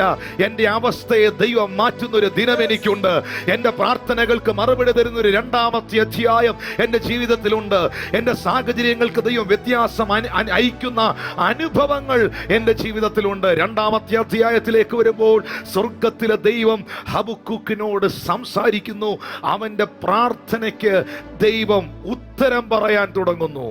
In chapter 2 of Habakkuk, you can find the scene is slowly changing. In chapter 1, you find a silent God, and all the turmoils and problems are happening around. Wicked is prospering, and the Lord is not looking at all these things and heeding anything. But in 2 verse 2, it says like this: Then the Lord answered me and said, Write the vision and make it plain on tablets, that he may run who reads it. That means the Lord is opening up. He is no more silent. And all of us have this kind of a situation in our life. All of us have these 2 chapters in our life. In chapter 1 of our life, you may find the Lord is silent. The Lord is not at all speaking, and you find the absence of the Lord more than his presence. But times will shift, scene will change. Chapter 2, you have a prayer answering God coming up, and the Lord speaks to you. Today maybe there's a chapter of silence in our life, and as the pastor proclaimed today, Lord is going to shift that chapter into a second level, into the second chapter where the Lord answers your prayers, where the prayer is answered and the promises are fulfilled, and things will change. And silence is not forever. Silence will be broken by the powerful word of the Lord, and by the oracle of the Lord. This silence will be broken. Rijoy സാറേ, ഞാൻ എപ്പോഴും മനസ്സിലാക്കി, എൻ്റെ ആത്മീയ ശുശ്രൂഷയിൽ, എൻ്റെ വ്യക്തിപരമായ അനുഭവത്തിൽ ഞാൻ മനസ്സിലാക്കിയ ഏറ്റവും വലിയൊരു സത്യം എന്നാണെന്നറിയോ? ദൈവം നമ്മളോട് ഇടപെടുന്ന കാലഘട്ടത്തെക്കാളും, ദൈവം നമ്മളോട് സംസാരിക്കുന്ന കാലഘട്ടത്തെക്കാളും ശക്തമാണ് ദൈവം നിശബ്ദമായിരിക്കുന്ന കാലം. ഞാൻ ഒന്നുകൂടെ പറയുന്നു, ദൈവത്തിൻ്റെ പ്രവർത്തികളെക്കാളും അധികം നമ്മൾ ഭയപ്പെടേണ്ടത് ദൈവത്തിൻ്റെ സൈലൻസ് ആണ്, ദൈവത്തിൻ്റെ നിശബ്ദതയാണ്. ദൈവം എവിടെങ്കിലും നിശബ്ദനാകുന്നുണ്ട് എങ്കിൽ, ദൈവം എവിടെങ്കിലും മിണ്ടാതിരിക്കുന്നു എങ്കിൽ, ദൈവം ഏതെങ്കിലും ഒരു വിഷയത്തിൽ ചലിക്കാതിരിക്കുന്നു എങ്കിൽ, ദൈവം ഏതെങ്കിലും ഒരു വിഷയത്തിൽ ഇങ്ങനെ ക്വയറ്റായിട്ട് നിൽക്കുന്നു, ഒന്നും ചെയ്യുന്നില്ല എന്ന് നിങ്ങൾക്ക് തോന്നുന്നെങ്കിൽ, മറ്റെല്ലാറ്റിനേക്കാളും അധികം ആ ഒരു മൊമെന്റാണ് ഏറ്റവും പവർഫുൾ മൂമെന്റ്. എത്ര സംഭവങ്ങൾ നിങ്ങൾക്ക് ഈ പുസ്തകത്തിൽ നിന്ന് കേൾക്കണം. യേശു കർത്താവിനെ ക്രൂശിച്ചു, സ്വർഗം ചലിച്ചില്ല. പിതാവേ, എൻ്റെ പിതാവേ, നീ എന്നെ കൈവിട്ടത് എന്തെന്ന് ക്രൂശിൽ കിടന്ന പുത്രൻ നിലവിളിച്ചു. ഒരനക്കവും ഉണ്ടായില്ല. എന്നാൽ നമുക്കറിയാം, കർത്താവിനെ ക്രൂശിച്ചു കല്ലറയിൽ അടക്കി, എല്ലാം കഴിഞ്ഞു, എല്ലാം അവസാനിച്ചു എന്ന് അവർ കരുതി. ആ വെള്ളിയാഴ്ച രാത്രിയിലും ഒന്നും സംഭവിച്ചില്ല. ശനിയാഴ്ച ദിവസവും നിശബ്ദതയുടെ സൈലന്റ് സാറ്റർഡേ ആയിരുന്നു. അത് സൈലന്റ് സാറ്റർഡേ. പക്ഷെ നിങ്ങൾക്കറിയാമോ, ഒരു സൈലന്റ് ഫ്രൈഡേയും ഒരു സൈലന്റ് സാറ്റർഡേയും ദൈവം അനുവദിച്ചത് ആ സൈലന്റ് സാറ്റർഡേയിലായിരുന്നു സ്വർഗത്തിൽ ഏഞ്ചൽസും മുഴു സ്വർഗവും ഗ്രേറ്റ് പ്ലാനിങ്, അവിടുത്തെ വലിയ പ്ലാനിങ് നടന്നത്. കാരണം ശക്തമായ നിലയിൽ പുനരുത്ഥാനത്തിന്റെ ശക്തി ആ ഞായറാഴ്ച പകലിൽ കല്ലറയിൽ വെളിപ്പെട്ട്, കല്ലറയിൽ മരിച്ച പുത്രനെ ഉയർപ്പിച്ചുകൊണ്ട് പുനരുത്ഥാന ശക്തി പകർന്നുകൊണ്ട് പുത്രനെ എഴുന്നേൽപ്പിച്ച് പടയാളികളെ നിലത്തിട്ട് അതിശക്തമേറിയ ദൈവപ്രവർത്തികൾ ആ സൺഡേയിൽ ആ ഞായറാഴ്ചയിൽ വെളിപ്പെട്ടതിന്റെ പിറകിൽ ഒരു സൈലന്റ് സാറ്റർഡേ ഉണ്ടായിരുന്നു. ഒരു സൈലന്റ് സാറ്റർഡേ ഉണ്ടായിരുന്നു. ദൈവം എവിടെങ്കിലും നിശബ്ദനായി ഇരിക്കുന്നെങ്കിൽ എഴുതി വെച്ചോ, is planning something for you. ദൈവം എവിടെങ്കിലും നിശബ്ദനായിരിക്കുന്നെങ്കിൽ നോട്ട് ചെയ്ത് വെച്ചോ, is planning something great thing for you. നിങ്ങളുടെ ജീവിതത്തിൽ എന്തോ വലിയ കാര്യങ്ങൾ ചെയ്യുവാൻ ദൈവം പ്ലാനിങ്ങിലാണ്. നിങ്ങളുടെ ജീവിതത്തിൽ എന്തോ വലിയ കാര്യങ്ങൾ റിലീസ് ചെയ്യുവാൻ ദൈവം പ്ലാനിങ്ങിലാണ്. ഹബക്കൂക്കേ 1-ാമത്തെ അധ്യായത്തിൽ ദൈവം തമ്പുരാൻ മിണ്ടാതിരുന്നെങ്കിൽ, കൈകെട്ടി നിന്നെങ്കിൽ, നിശബ്ദനായിരുന്നെങ്കിൽ നീ എഴുതി വെച്ചോ, അതിശക്തമേറിയ ഒരു ദൈവപ്രവർത്തികൾ കാണുവാൻ നിന്റെ ജീവിതത്തെ നീ തയ്യാറാക്കുക. Amen, amen. Time of God's silence is very significant. That's the most important time in your life. As the pastor said from his personal experience, that whenever God is silent, that is a pivotal time. That is a strategic time. And that is actually the prime time. Many examples you have from the scriptures. Jesus was crucified. There was no word from the Lord. The silent Friday, no word from the Lord. And the silent Saturday, nothing happened. But when nothing happened on this earth, the whole of the angelic hosts, they gathered together, and there was a great council of Yahweh happening up there. And what was the planning? The planning was the planning device for the resurrection Sunday. And the death, it was impossible for the death to contain Jesus Christ in the grave, and he rose up. And the planning for this resurrection happened on those silent days. When you think that in your life it's silent, God is not speaking, God is absent, be assured today that Lord is devising specific plans so that you may come out triumphing over everything that is working against you. You will be coming out, and the silent time is your power time, and that is your prime time. അതുകൊണ്ടാണ് കർത്താവ് യഹോവയായ ദൈവം ഹബക്കൂക്കിനോട് പറഞ്ഞത്, ദർശനത്തിന് ഒരു അവധി വെച്ചിരിക്കുന്നു. For the vision is for the appointed time. Yes, amen. It's an appointed time. Yes. Hallelujah. ദർശനത്തിന് ഒരു അവധി വെച്ചിരിക്കുന്നു. ഈ മലയാളത്തിൽ അവധി വെച്ചിരിക്കുന്നു എന്ന് എഴുതിയിരിക്കുമ്പോൾ ആ പദം ഞാൻ എടുത്തുകൊണ്ടൊരു സത്യം പറയട്ടെ. നിങ്ങളൊരു ഓഫീസിൽ ചെല്ലുന്നു, നിങ്ങൾ ആ ഓഫീസറെ കാണാൻ ചെല്ലുമ്പോൾ, നിങ്ങൾ ആ പേപ്പർ സബ്മിറ്റ് ചെയ്യാൻ ചെല്ലുമ്പോൾ അവിടെ ഇരിക്കുന്നവർ പറയുന്നു ആ ഓഫീസർ അവധിയിലാണ് എന്ന് പറഞ്ഞാൽ അതിൻ്റെ അർത്ഥം എന്നാ? പുള്ളിയെ സസ്പെൻഡ് ചെയ്തെന്നാണോ? പുള്ളി ഇനി ഇങ്ങോട്ട് വരികയില്ലെന്നാണോ? ഇനി ഒരു കാരണവശാലും നിങ്ങളുടെ ഫയൽ എടുക്കത്തില്ലെന്നാണോ? ഒരാൾ അവധിയിലാണെന്ന് പറഞ്ഞാൽ അതിൻ്റെ അർത്ഥം എന്നാ? പുള്ളി പോയെന്നാണോ? ഒരിക്കലുമല്ല. അതിൻ്റെ അർത്ഥം ഇപ്പോൾ ആ ചെയർ എംപ്റ്റി ആണെങ്കിലും, ഇപ്പോൾ ആ വ്യക്തി നിങ്ങളുടെ ഡോക്യുമെന്റ് മേടിക്കാൻ അവിടെ ഇല്ലെങ്കിലും നിങ്ങൾ നിരാശപ്പെടേണ്ട കാര്യമില്ല. ഇത്രാം തീയതി ഇത്രാം ഡേറ്റിൽ വന്നാൽ മതി. ആ ചെയറിൽ വരേണ്ട ആള് ആ ചെയറിൽ വരും, നിങ്ങളുടെ പേപ്പർ മേടിക്കും, ഡോക്യുമെന്റ് സൈൻ ചെയ്യും, അപ്രൂവൽ ചെയ്യും. ദർശനത്തിനൊരു അവധി വെച്ചിരിക്കുന്നു എന്ന് പറഞ്ഞാൽ അതിൻ്റെ അർത്ഥം ഇനി നടക്കാൻ പോകുന്നതല്ല. ഇപ്പോൾ ഒന്നും സംഭവിക്കുന്നില്ലെന്ന് തോന്നും, ഇപ്പോഴൊന്നും നടക്കുന്നില്ലെന്ന് ചിന്തിക്കും, ഇപ്പോഴൊന്നും സാധ്യമാകുന്നില്ലല്ലോ എന്ന് പ്രയാസപ്പെടും, നമ്മൾ പിറുപിറുക്കും, ഹബക്കൂക്കിനെ പോലെ ആവശ്യമില്ലാത്തതെല്ലാം വിളിച്ച് പറയുകയും ചെയ്യും. പക്ഷേ നിങ്ങൾ എഴുതി വെച്ചോ, നിങ്ങൾ നോട്ട് ചെയ്തോ, അവധിയിലാണ്. ആ ചെയറിൽ ആള് വരും, നിന്റെ ഫയൽ എടുത്തിരിക്കും, അതിനകത്ത് അത്ഭുതം നടന്നിരിക്കും, ആ ഡോക്യുമെന്റുകൾ കർത്താവ് കൈകാര്യം ചെയ്തിരിക്കും, അതിനകത്തൊരു ദൈവപ്രവർത്തി വെളിപ്പെട്ടിരിക്കും. അത് വ്യക്തമായി വേദപുസ്തകത്തിൽ എഴുതിയിരിക്കുന്നു. അതതിന്റെ സമാപ്തിയിലേക്ക് വരുത്തുവാൻ ബന്ധപ്പെടുന്നു. സമയം തെറ്റില്ല. അതൊരു ഭയങ്കര വേർഡാണ്, സമയം തെറ്റില്ല. ഞാൻ വേറെ ആരെക്കുറിച്ചും എനിക്കിത് പറയാൻ പറ്റത്തില്ല. ഒരു ഗവൺമെന്റ് ഓഫീസറെ കുറിച്ചും ഒരു മിനിസ്റ്ററെ കുറിച്ചും ഈ ലോകത്തിലെ ഒരു മനുഷ്യനെ കുറിച്ചും എനിക്കിത് ഗ്യാരണ്ടി ചെയ്യാൻ പറ്റത്തില്ല. പുള്ളി കറക്റ്റ് സമയം പാലിക്കുമെന്ന് എനിക്ക് നിങ്ങൾക്ക് ഗ്യാരണ്ടി ചെയ്യാൻ പറ്റുകയില്ല. എന്നെ പോലും നിങ്ങൾ അങ്ങനെ കാണാവൂ. കറക്റ്റ് സമയത്ത് ടിനുപാസ് വരുമെന്നൊന്നും ചിന്തിക്കരുത്. ചിലപ്പോൾ ലേറ്റായേ വരത്തുള്ളൂ. ഹല്ലേലൂയ. കറക്റ്റ് സമയത്ത് ആ ഓഫീസർ വരുമെന്ന് ചിന്തിക്കരുത്, ചിലപ്പോൾ ലേറ്റായേ വരത്തുള്ളൂ. ഇനി എത്ര വലിയ പ്രഗത്ഭനാണെങ്കിലും, ചെറിയവനാണെങ്കിലും, വലിയവനാണെങ്കിലും, നിങ്ങൾ പ്രതീക്ഷിക്കുന്ന ട്രെയിനും ചിലപ്പോൾ ലേറ്റായേ വരത്തുള്ളൂ. നിങ്ങൾ എക്സ്പെക്ട് ചെയ്യുന്ന ഫ്ലൈറ്റും ചിലപ്പോൾ ലേറ്റായി വരത്തുള്ളൂ. പക്ഷേ ഓൺ ടൈം പാലിക്കുന്ന ഒരുവനുണ്ട്. Amen. കൃത്യസമയം. വാവ്, ഒന്ന് വാ തുറന്ന് എന്റെ കൂടെ പറഞ്ഞേ, ദൈവത്തിന്റെ കൃത്യസമയം. ദൈവത്തിന്റെ കൃത്യസമയം. ദൈവം ഒരിക്കലും സമയം തെറ്റി ഒന്നും ചെയ്യത്തില്ല. ആ കൃത്യസമയത്ത്, ആ അപ്പോയിന്റഡ് ടൈമിൽ ദൈവം തന്റെ പ്രവൃത്തി ചെയ്തിരിക്കും. ദൈവം ഒന്നും ഏർലി ആയിട്ടും ചെയ്യത്തില്ല, ദൈവം ഒന്നും ലേറ്റ് ആക്കിയും കളയത്തില്ല. ഒന്നുകൂടെ ഞാൻ പറയാം, ദൈവം ഒന്നും നേരത്തെയും ചെയ്യത്തില്ല, ദൈവം ഒന്നും താമസിച്ച് ചെയ്യത്തില്ല. ദൈവം ചെയ്യുന്നത് കൃത്യസമയത്തായിരിക്കും.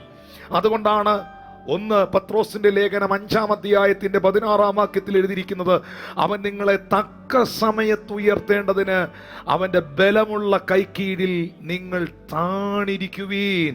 അവൻ നിങ്ങളെ തക്ക സമയത്ത് ഉയർത്തേണ്ടതിന്, the right time of God. Bethesda എന്ന കുളക്കരയിൽ രോഗികൾ കാത്തുകിടക്കുന്നു.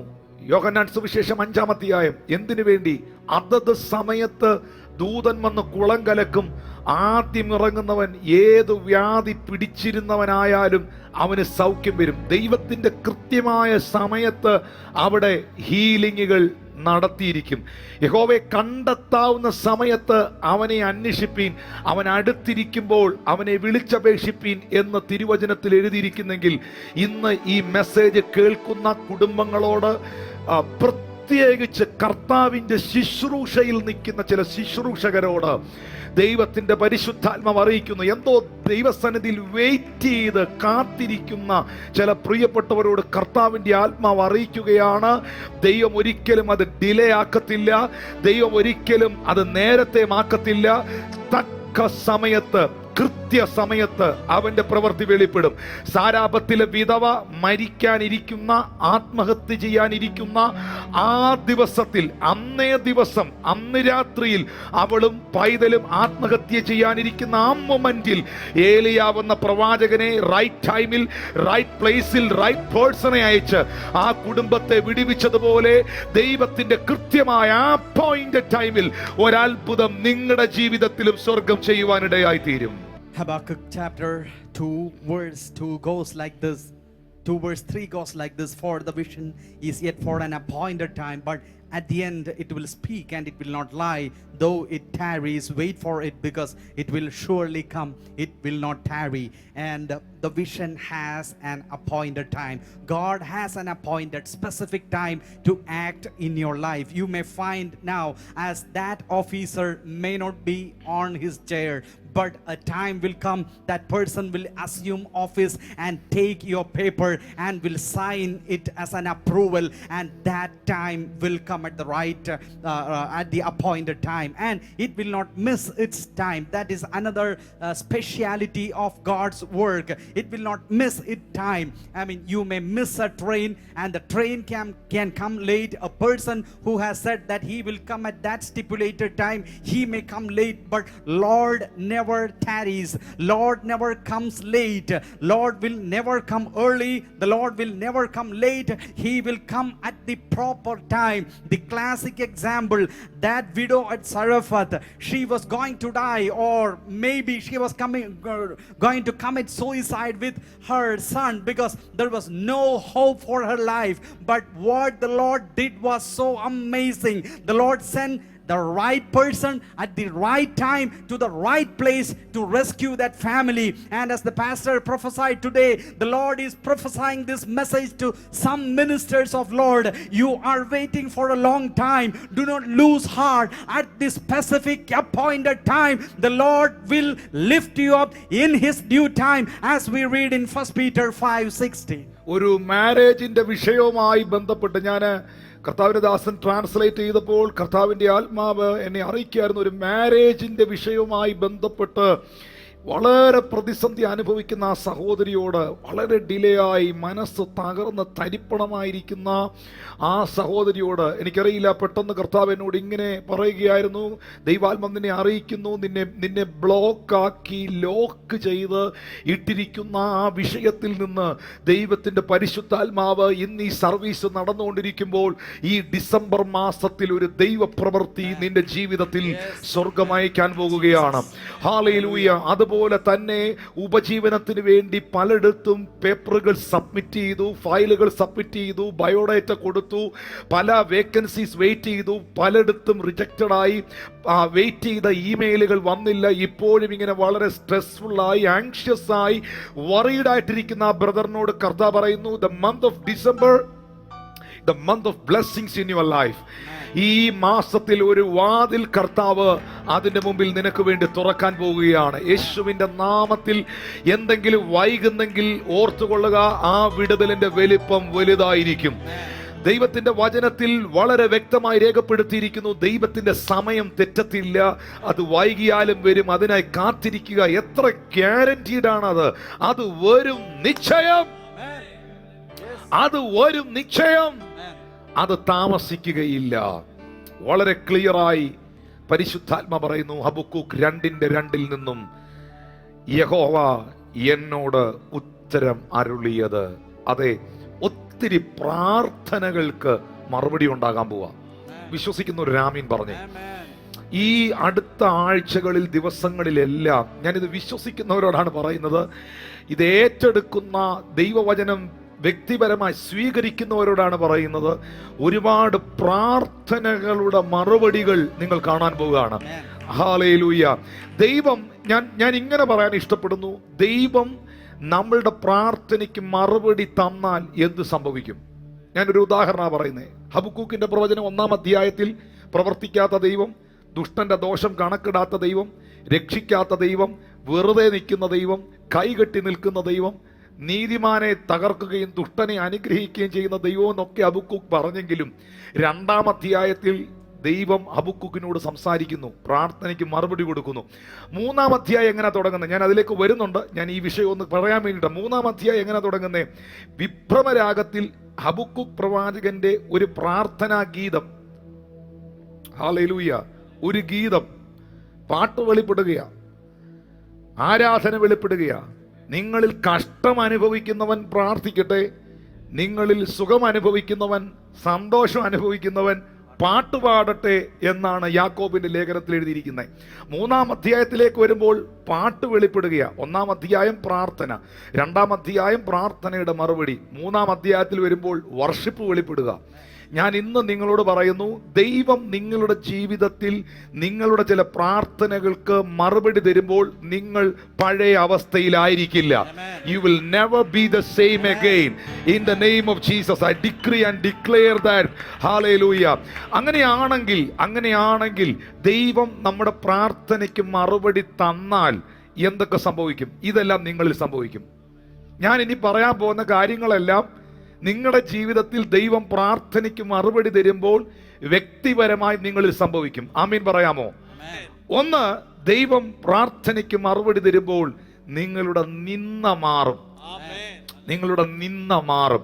ലൂക്കോസ് സുവിശേഷം 1-ാം അധ്യായം 25-ാമത്തെ വാക്യം വായിക്കാം. ജിജി പാസ്റ്റർ ദയവായി വായിച്ചാലും. ലൂക്കോസ് 1:25. മനുഷ്യരുടെ ഇടയിൽ എനിക്കുണ്ടായിരുന്ന നിന്ന നീക്കുവാൻ കർത്താവിനെ കടാക്ഷിച്ച നാളിൽ ഇങ്ങനെ എനിക്ക് ചെയ്തു തന്നിരിക്കുന്നു എന്ന് പറഞ്ഞു. 5 മാസം ഒളിച്ചു പാർത്തു. നമുക്കറിയാം, സക്കറിയാവ് എന്ന പുരോഹിതനും എലിസബത്തിനും മക്കളില്ലായിരുന്നു. അബിയാക്കൂറിന്റെ നിയമപ്രകാരം ആലയത്തിൽ ശുശ്രൂഷ ചെയ്യുന്ന സക്കറിയാവ് എന്ന പുരോഹിതൻ ദൈവത്തിന്റെ ശുശ്രൂഷകനാണ്, പുരോഹിതനാണ്. പുരം, സ്വർഗം, ഹിതം, ഇഷ്ടം, സ്വർഗത്തിലെ ഇഷ്ടം ചെയ്യുന്ന മനുഷ്യനായിരുന്നു സക്കറിയാവ്.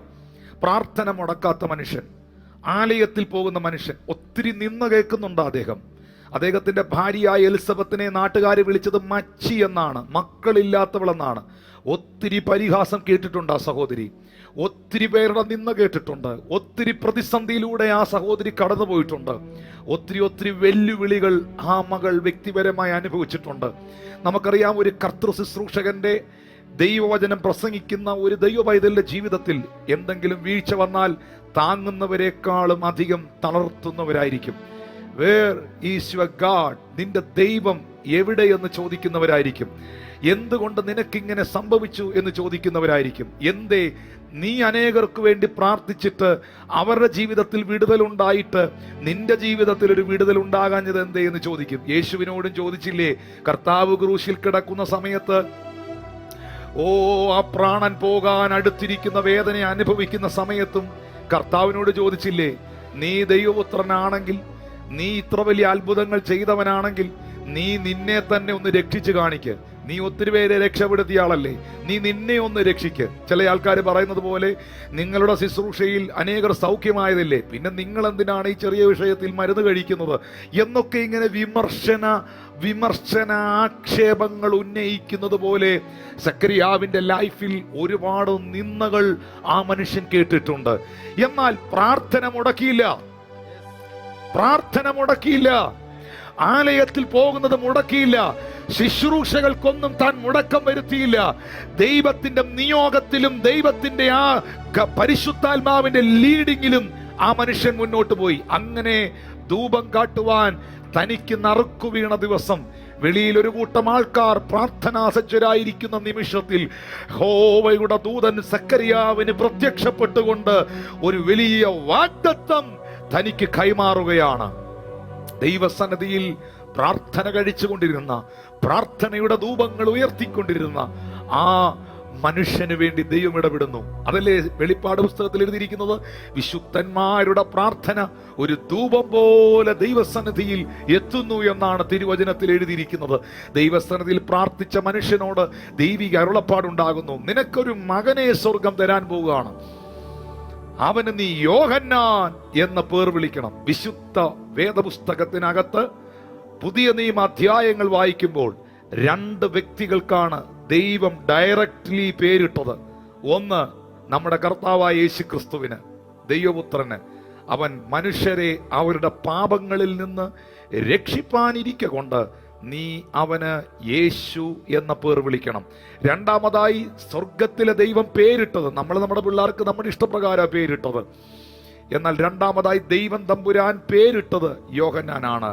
അവന് യോഹന്നാൻ എന്ന പേർ വിളിക്കണം. സ്ത്രീകളിൽ നിന്ന് ജനിച്ചവരിൽ യോഹന്നാനേക്കാൾ വലിയവനായി ആരുമില്ല എന്ന് യേശുക്രിസ്തു പറയാനിടയായി. എന്താണ് അതിന്റെ കാരണം? കാത്തിരുന്ന് ലഭിച്ചതാണ്, പ്രാർത്ഥനയിലൂടെ ലഭിച്ചതാണ്, ഒത്തിരി നിന്ദയുടെ നടുവിൽ കിട്ടിയതാണ്. ഓ താങ്ക് യു ജീസസ്. ഒത്തിരി വെല്ലുവിളികളുടെ നടുവിൽ ലഭിച്ചതാണ്. നിങ്ങൾക്കറിയാമോ, കഷ്ടതയുടെ നല്ല ദാഹിച്ചിരിക്കുമ്പം, തൊണ്ട വരണ്ടിരിക്കുമ്പം നമ്മൾ ഇച്ചിരി പച്ചവെള്ളം കുടിച്ചാൽ ആ പച്ചവെള്ളത്തിനകത്ത് നമുക്ക് മധുരം അനുഭവിക്കാൻ കഴിയും. നല്ല വിശന്നിരിക്കുമ്പോൾ നമുക്ക് അല്പം ഫുഡ് കിട്ടിയാൽ ആ ഫുഡിന് നല്ല ടേസ്റ്റ് ഉണ്ടാകും. ദൈവമക്കളെ, ഈ നിലയിൽ നിന്ദകളിലും പ്രതിസന്ധികളിലും വെല്ലുവിളികളിലും കഷ്ടതകളിലും വർഷങ്ങളായി കടന്നു പോകുകയും എന്നാൽ അതിൻ്റെ മധ്യേ പ്രാർത്ഥന മുടക്കാതെ, ദൈവിക ശുശ്രൂഷകൾക്ക് മുടക്കം വരുത്താതെ ദൈവസന്നിധിയിൽ നിലകൊള്ളുകയും ചെയ്ത നിന്റെ ജീവിതത്തിൽ വെളിപ്പെടുന്ന പ്രാർത്ഥനയുടെ മറുപടികൾക്ക് മാധുര്യം വർദ്ധിക്കാൻ പോകുന്നു. ഇതൊരു പ്രൊഫസിയാണ്. ഇത് ആരോടുള്ള ദൈവികമായ ഒരു ദൂതാണ്. നിനക്ക് ലഭിക്കാൻ പോകുന്ന ആ മറുപടിക്ക് മാധുര്യമുണ്ടാകും. അത് സ്വീറ്റ് ആയിരിക്കും, അത് ബ്യൂട്ടിഫുൾ ആയിരിക്കും. യോഹന്നാനെ കുറിച്ച് സക്കറിയാവിനോട് ദൈവം പറയുകയാണ്, എല്ലാ പുരോഹിതന്മാരുടെയും മക്കളെ പോലെ നിന്റെ മകനാകത്തില്ല. നമുക്കറിയാം, യെഹെസ്കേലിന്റെ പ്രവചന പുസ്തകത്തിലും ജെരമ്യായുടെ പ്രവചന പുസ്തകത്തിലുമൊക്കെ വ്യാജ പ്രവാചകന്മാരെ കുറിച്ചും പുരോഹിതന്മാരെ കുറിച്ചും എഴുതിയിട്ടുണ്ട്. വഴിപിഴച്ച് നടക്കുന്ന പുരോഹിതന്മാർ, അവരുടെ മക്കൾ മദ്യപിക്കുന്ന മക്കൾ, വീഞ്ഞു കുടിക്കുന്ന മക്കൾ, വ്യഭിചാരം ചെയ്യുന്ന മക്കൾ. പല പുരോഹിതന്മാരുടെയും തലമുറകൾക്ക് പുരോഹിതരാകാൻ കഴിഞ്ഞില്ല. പല പുരോഹിതന്മാരുടെയും മക്കൾ വഴിപിഴച്ചു പോയപ്പോൾ കാത്തിരുന്ന് ലഭിച്ച, പ്രാർത്ഥനയിലൂടെ ലഭിച്ച, നിന്ദയുടെ മധ്യേ ലഭിച്ച യോഹന്നാനെ കുറിച്ച് സ്വർഗം ഗ്യാരണ്ടി ചെയ്യുന്നു, അവൻ വീഞ്ഞോ മദ്യമോ തൊടുകയില്ല. ഹല്ലേലൂയ. അവൻ വീഞ്ഞോ മദ്യമോ ഉപയോഗിക്കത്തില്ല. പ്രിയരെ, കാത്തിരുന്ന് പ്രാർത്ഥിച്ച് ലഭിച്ച ആ പ്രാർത്ഥനയുടെ മറുപടി എലിസബത്തിൽ വെളിപ്പെടുമ്പോൾ, മച്ചി എന്ന് വിളിച്ചവൾ, ലോകം പരിഹസിച്ചവൾ ഗർഭവതിയായി തീരുമ്പോൾ, യോഹന്നാൻ എന്ന ന്യായപ്രമാണത്തിന്റെ ഒടുവിലെത്തിയ അധ്യായം, അതിശക്തനായ പ്രവാചകൻ യോഹന്നാനെ കുറിച്ച് ഞാൻ ഇങ്ങനെ പറയുന്നു, ഒരു സീസൺ പ്രൊഫറ്റ് ആയിരുന്നു ജോൺ ദി ബാപ്റ്റിസ്റ്റ്. വരാൻ പോകുന്ന ഒരു സീസണെ താൻ പ്രൊഫസ് ചെയ്തു. വെളിപ്പെടാൻ പോകുന്ന ഒരു കാലഘട്ടത്തെ താൻ പ്രൊഫസ് ചെയ്തു. ഞാൻ ജോൺ ദി ബാപ്റ്റിസ്റ്റിന്റെ തലവെട്ടിയ സ്ഥലത്ത് ഇസ്രായേലിൽ കടന്നു ചെല്ലുമ്പോൾ, മഖാവീർ കുന്നിൽ ഞാൻ കയറിപ്പോകുമ്പോൾ എൻ്റെ ഉള്ളത്തിൽ പരിശുദ്ധാത്മാവ് വന്ന് പറഞ്ഞൊരു സ്റ്റേറ്റ്മെന്റ് ആണിത്. മോനെ, നിനക്കറിയുവോ, ജോൺ ദി ബാപ്റ്റിസ്റ്റ് എന്റെ ദാസനായ എന്റെ പ്രവാചകനായ യോഹന്നാൻ ഒരു വെളിപ്പെടാൻ പോകുന്ന ഒരു സീസണെ കുറിച്ച്, വെളിപ്പെടാൻ പോകുന്ന ഒരു ക്ലൈമറ്റിനെ കുറിച്ച് പ്രൊഫസി ചെയ്ത പ്രവാചകനാണ്. എന്നിലും ബലവാനായവൻ എന്റെ പിന്നാലെ വരുന്നു, അവന്റെ ചെരുപ്പിന്റെ വാറഴിപ്പാൻ ഞാൻ യോഗ്യനല്ല. ഞാൻ നിങ്ങളെ ഈ ജലത്തിൽ സ്നാനം കഴിപ്പിക്കുമ്പോൾ അവനോ നിങ്ങളെ പരിശുദ്ധാത്മാവിനാലും തീയാലും സ്നാനം കഴിപ്പിക്കും.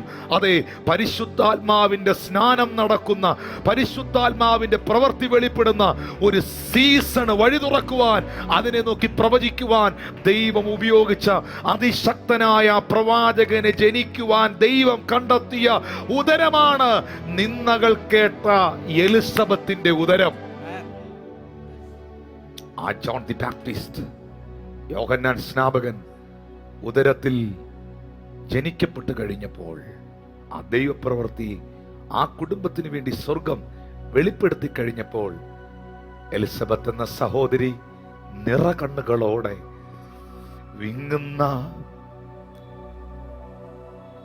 ഉള്ളത്തോടെ ദൈവസന്നദ്ധിയിൽ പറഞ്ഞൊരു പദമാണ് ലൂക്കോസ് 1:25. മനുഷ്യരുടെ ഇടയിൽ എനിക്കുണ്ടായിരുന്ന നിന്ന നീക്കാൻ കർത്താവ് എന്നെ കടാക്ഷിച്ചു. മനുഷ്യരുടെ ഇടയിൽ എനിക്കുണ്ടായിരുന്ന നിന്നയെ എന്റെ ദൈവം മാറ്റി തന്നു. അതേ മക്കളെ, അതേ സഹോദരങ്ങളെ, നിങ്ങളുടെ പ്രാർത്ഥനയ്ക്ക് ദൈവം ഉത്തരം തരുമ്പോൾ മനുഷ്യരുടെ ഇടയിലുള്ള നിങ്ങളുടെ നിന്നയെ ദൈവം എടുത്തു മാറ്റും. അതാണ് യെശയ്യാ 61:6-7 വാക്യങ്ങളിൽ യെശയ്യാ പ്രവചനത്തിൽ യെശയ്യാ വന്ന പ്രവാചകൻ പറയുന്നത്. യെശയ്യാ 61:6-7 രേഖപ്പെടുത്തിയിരിക്കുന്നു.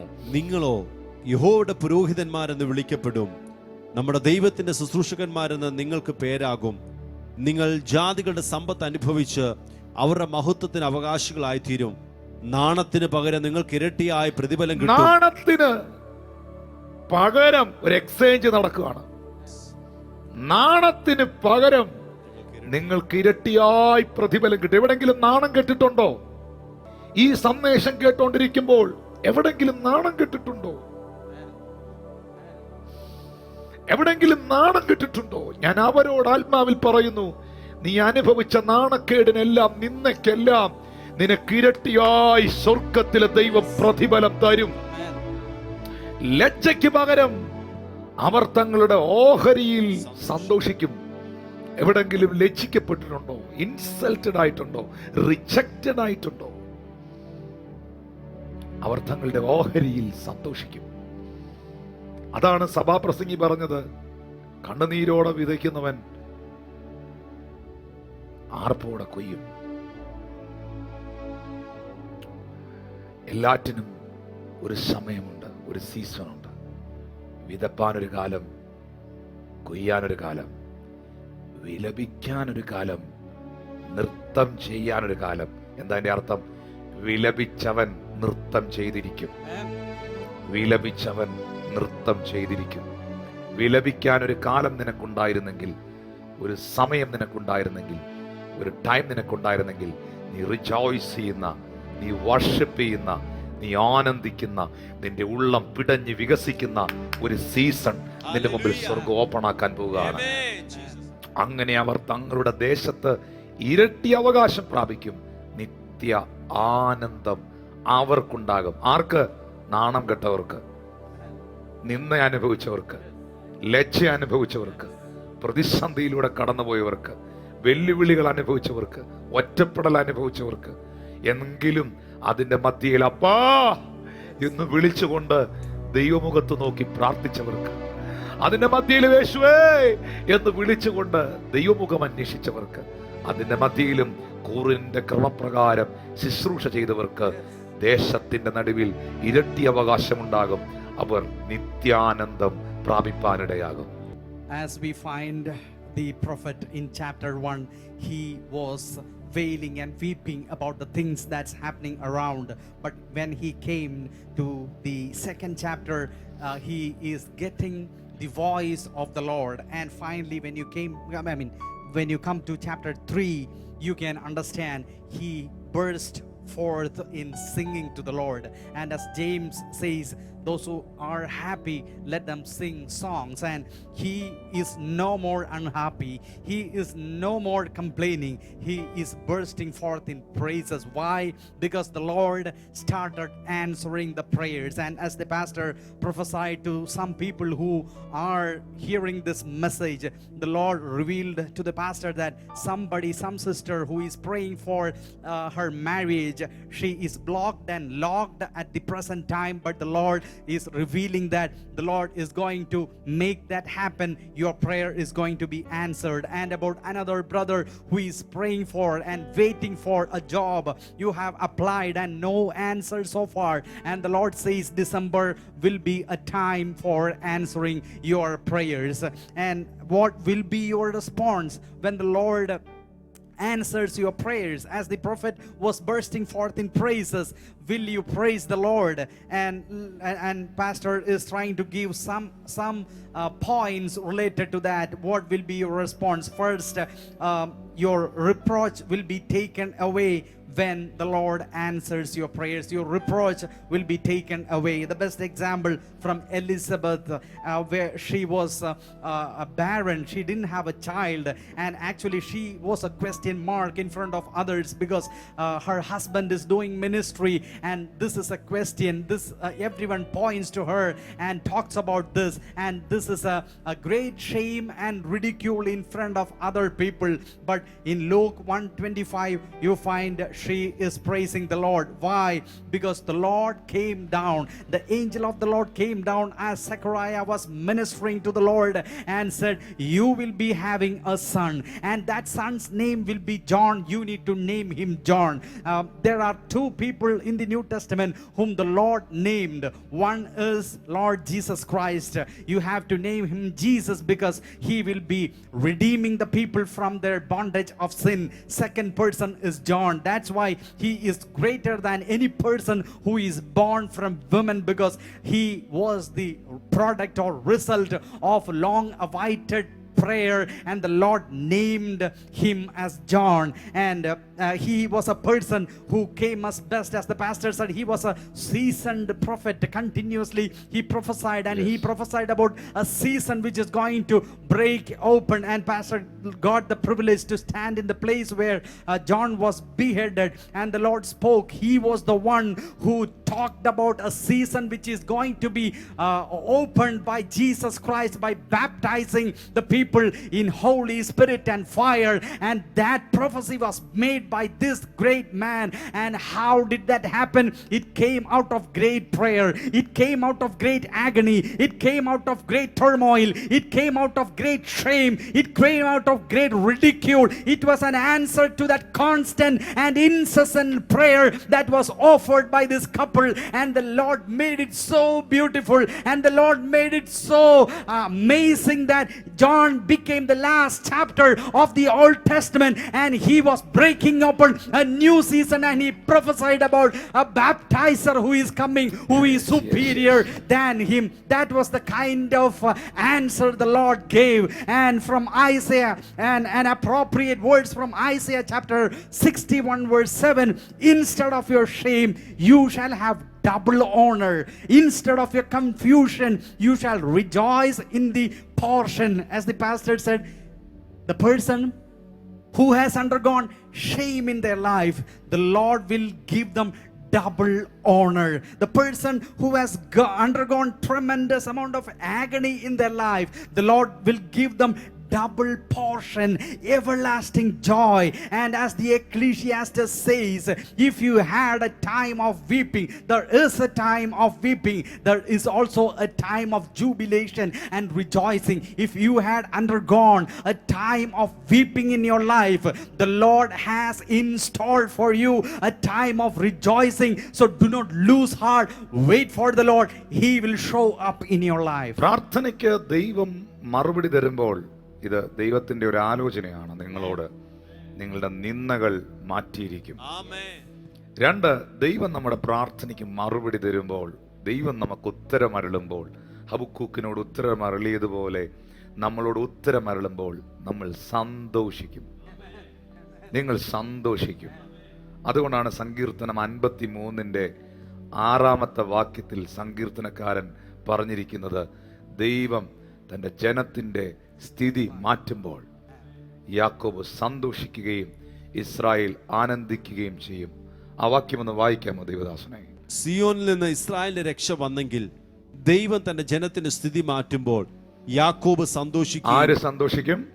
യാക്കോബ് സന്തോഷിക്കും. ഓക്കെ, ഇസ്രായേൽ ആനന്ദിക്കുകയും ചെയ്യും. അപ്പോൾ ദൈവം തൻ്റെ ജനത്തിൻ്റെ സ്ഥിതി മാറ്റുമ്പോൾ വിശ്വസിക്കാമോ, ദൈവത്തിന് എൻ്റെ സ്ഥിതി മാറ്റാൻ കഴിയും. ആമേൻ, ഹല്ലേലൂയ. ദൈവത്തിന് എൻ്റെ അവസ്ഥകളെ മാറ്റാൻ കഴിയും. ആമേൻ. ദൈവം തൻ്റെ ജനത്തിൻ്റെ സ്ഥിതി മാറ്റുമ്പോൾ യാക്കോബ് സന്തോഷിക്കുമെന്നാണ് പറയുന്നത്. ആരാണ് ഈ യാക്കോബ്? യാബോക്കിന്റെ കടവിൽ ഒരു രാത്രി മുഴുവൻ ദൈവസന്നിധിയിൽ പ്രാർത്ഥനയിൽ മല്ല് പിടിച്ചവൻ. ചരിത്രം പറയുന്നത്, വേദപണ്ഡിതന്മാർ വിശേഷിപ്പിക്കുന്നത്, ഒട്ടകത്തിന്റെ മുട്ടുപോലെയായിരുന്നു യാക്കോബിന്റെ മുട്ടെന്നാണ്. തഴമ്പായിരുന്നു, പ്രാർത്ഥനയുടെ തഴമ്പ്. ആ യാക്കോബ് സന്തോഷിക്കും എന്ന് പറയുമ്പോൾ എന്താ അതിന്റെ അർത്ഥം? ദൈവം ആരുടെ സ്ഥിതിയെ മാറ്റും? ഇങ്ങനെ പറയാം, ദൈവം പ്രാർത്ഥിച്ചവന്റെ സ്ഥിതി മാറ്റുമ്പോൾ പ്രാർത്ഥിച്ചവൻ സന്തോഷിക്കും. ദൈവം പ്രാർത്ഥിച്ചവന്റെ സ്ഥിതി മാറ്റുമ്പോൾ പ്രാർത്ഥിച്ചവൻ സന്തോഷിക്കും. തന്റെ കൂടെയുള്ള ജനം ആനന്ദിക്കും. ഹല്ലേലൂയ. ദൈവം പ്രാർത്ഥിച്ചവന്റെ സ്ഥിതി മാറ്റുമ്പോൾ അവൻ സന്തോഷിക്കുകയും അവനുമായി അസോസിയേറ്റ് ചെയ്ത് നിന്നവർ ആനന്ദിക്കുകയും ചെയ്യും. അങ്ങനെയാണെങ്കിൽ ഇന്ന് ഈ സന്ദേശം കേൾക്കുമ്പോൾ വാ തുറന്ന് പറയാമോ, എന്റെ ദൈവം എന്റെ സ്ഥിതിയെ മാറ്റും, എന്റെ ദൈവം എന്റെ അവസ്ഥയെ മാറ്റും, ഞാൻ സന്തോഷിക്കും, ഞാൻ സന്തോഷിക്കും. ആ സന്തോഷം ആർക്കും എടുത്തു കളയാൻ കഴിയത്തില്ല. ആ സന്തോഷം ആർക്കും ആഭിചാരം ചെയ്ത് ഇല്ലാതാക്കാൻ പറ്റത്തില്ല. ആ സന്തോഷം ആർക്കും അപവാദ പ്രചരണങ്ങൾ നടത്തി ഇല്ലാതാക്കാൻ പറ്റത്തില്ല. ആ സന്തോഷം ആർക്കും നശിപ്പിച്ചു കളയാൻ പറ്റത്തില്ല. യേശു ക്രിസ്തുവിന്റെ നാമത്തിൽ പ്രാർത്ഥിച്ചവർ സന്തോഷിക്കാൻ പോവാം. ഒരാമീൻ പറയാൻ എത്ര പേരുണ്ട്? പ്രാർത്ഥിച്ചവർ സന്തോഷിക്കാൻ പോവുക, വിലപിച്ചവർ നൃത്തം ചെയ്യാൻ പോവുക, കരഞ്ഞവർ ആനന്ദിക്കാൻ പോവുക.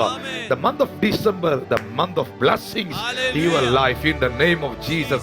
യേശുവിന്റെ നാമത്തിൽ ഹല്ലേലൂയ വാഗ്ദത്തങ്ങൾ വെളിപ്പെടുമ്പോൾ പ്രാർത്ഥിച്ചവർ സന്തോഷിക്കും.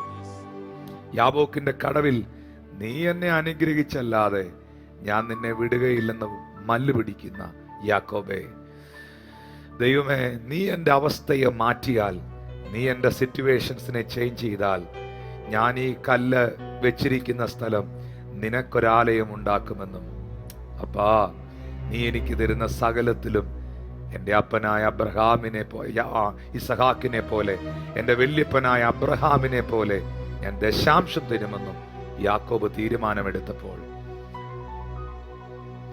ചനയേൽക്കാത്ത ആടുകൾ ചനയേൽക്കാൻ തുടങ്ങി.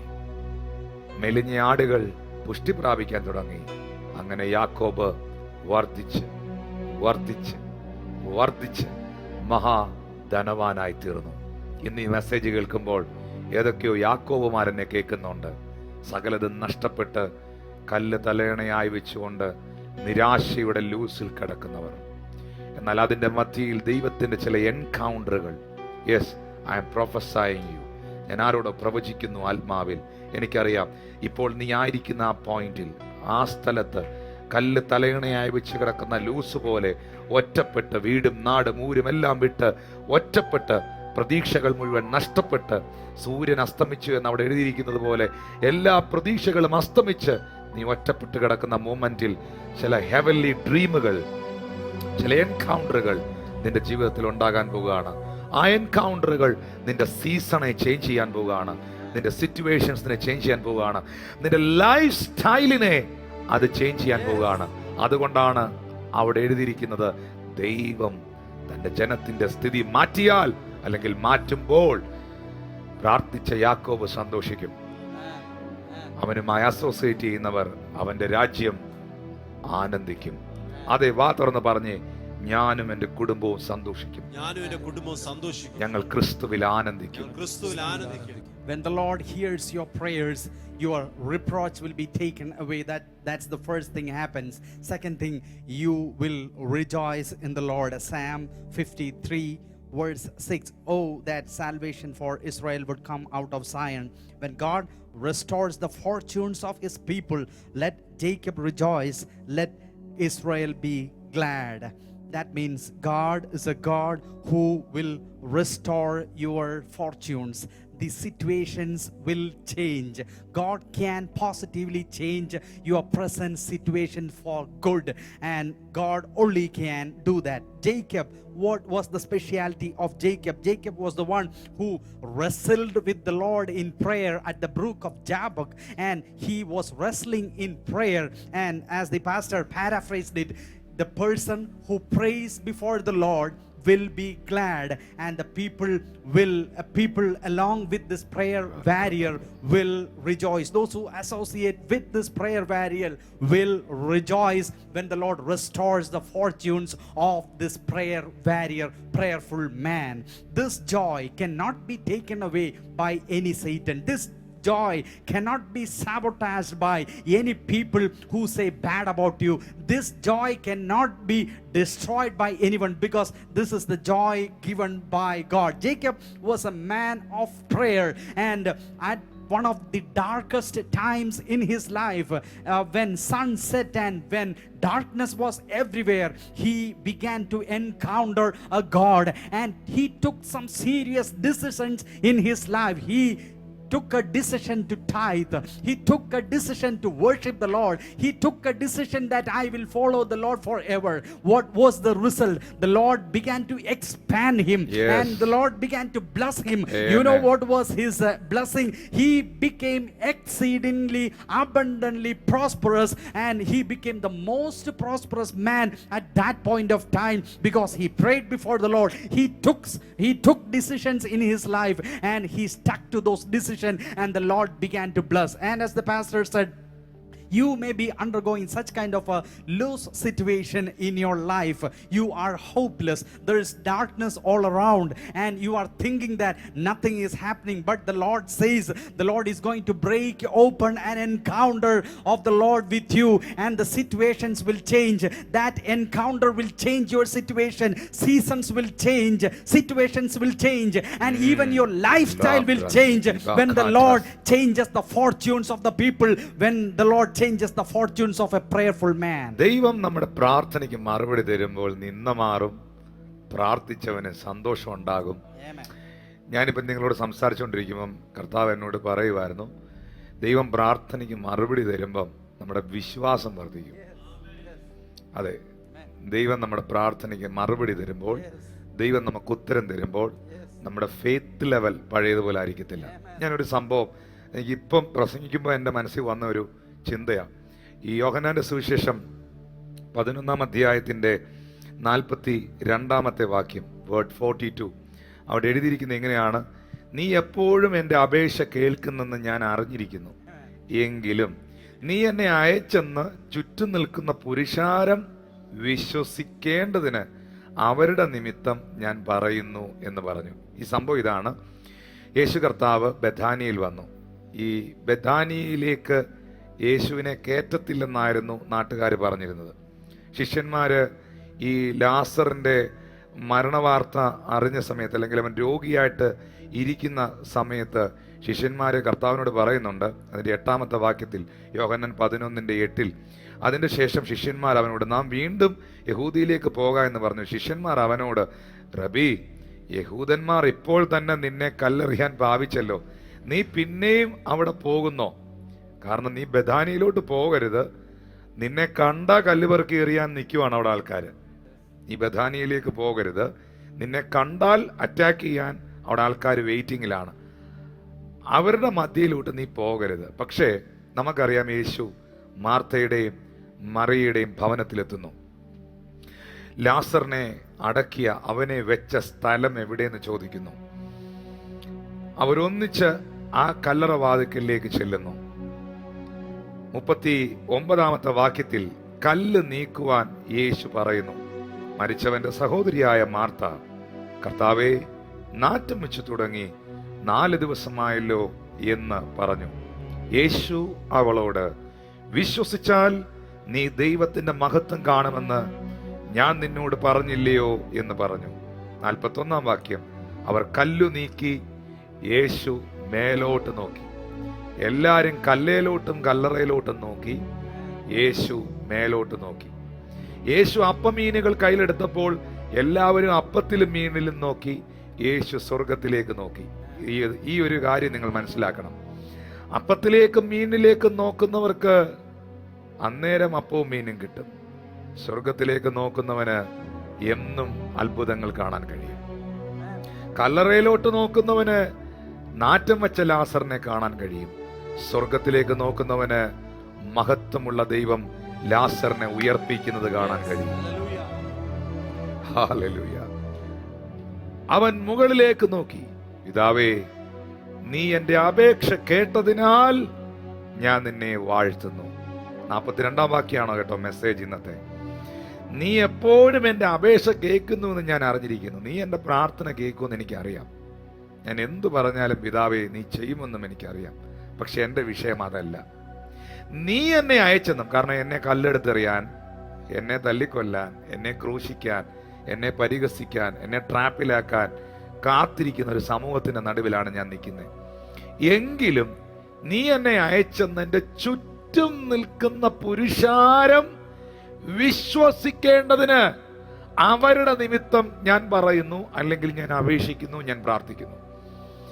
എന്റെ പ്രാർത്ഥന നീ കേൾക്കുമെന്ന് എനിക്കറിയാം. പക്ഷെ എന്റെ പ്രാർത്ഥനയ്ക്ക് ഇപ്പം മറുപടി തരേണ്ടത് എന്റെ ഒരു ആവശ്യം മാത്രമല്ല, ചുറ്റും നിൽക്കുന്ന ഈ ആൾക്കാർ നിമിത്തം നീ എന്റെ പ്രാർത്ഥനയ്ക്ക് മറുപടി തരണം. എന്തിനു വേണ്ടി?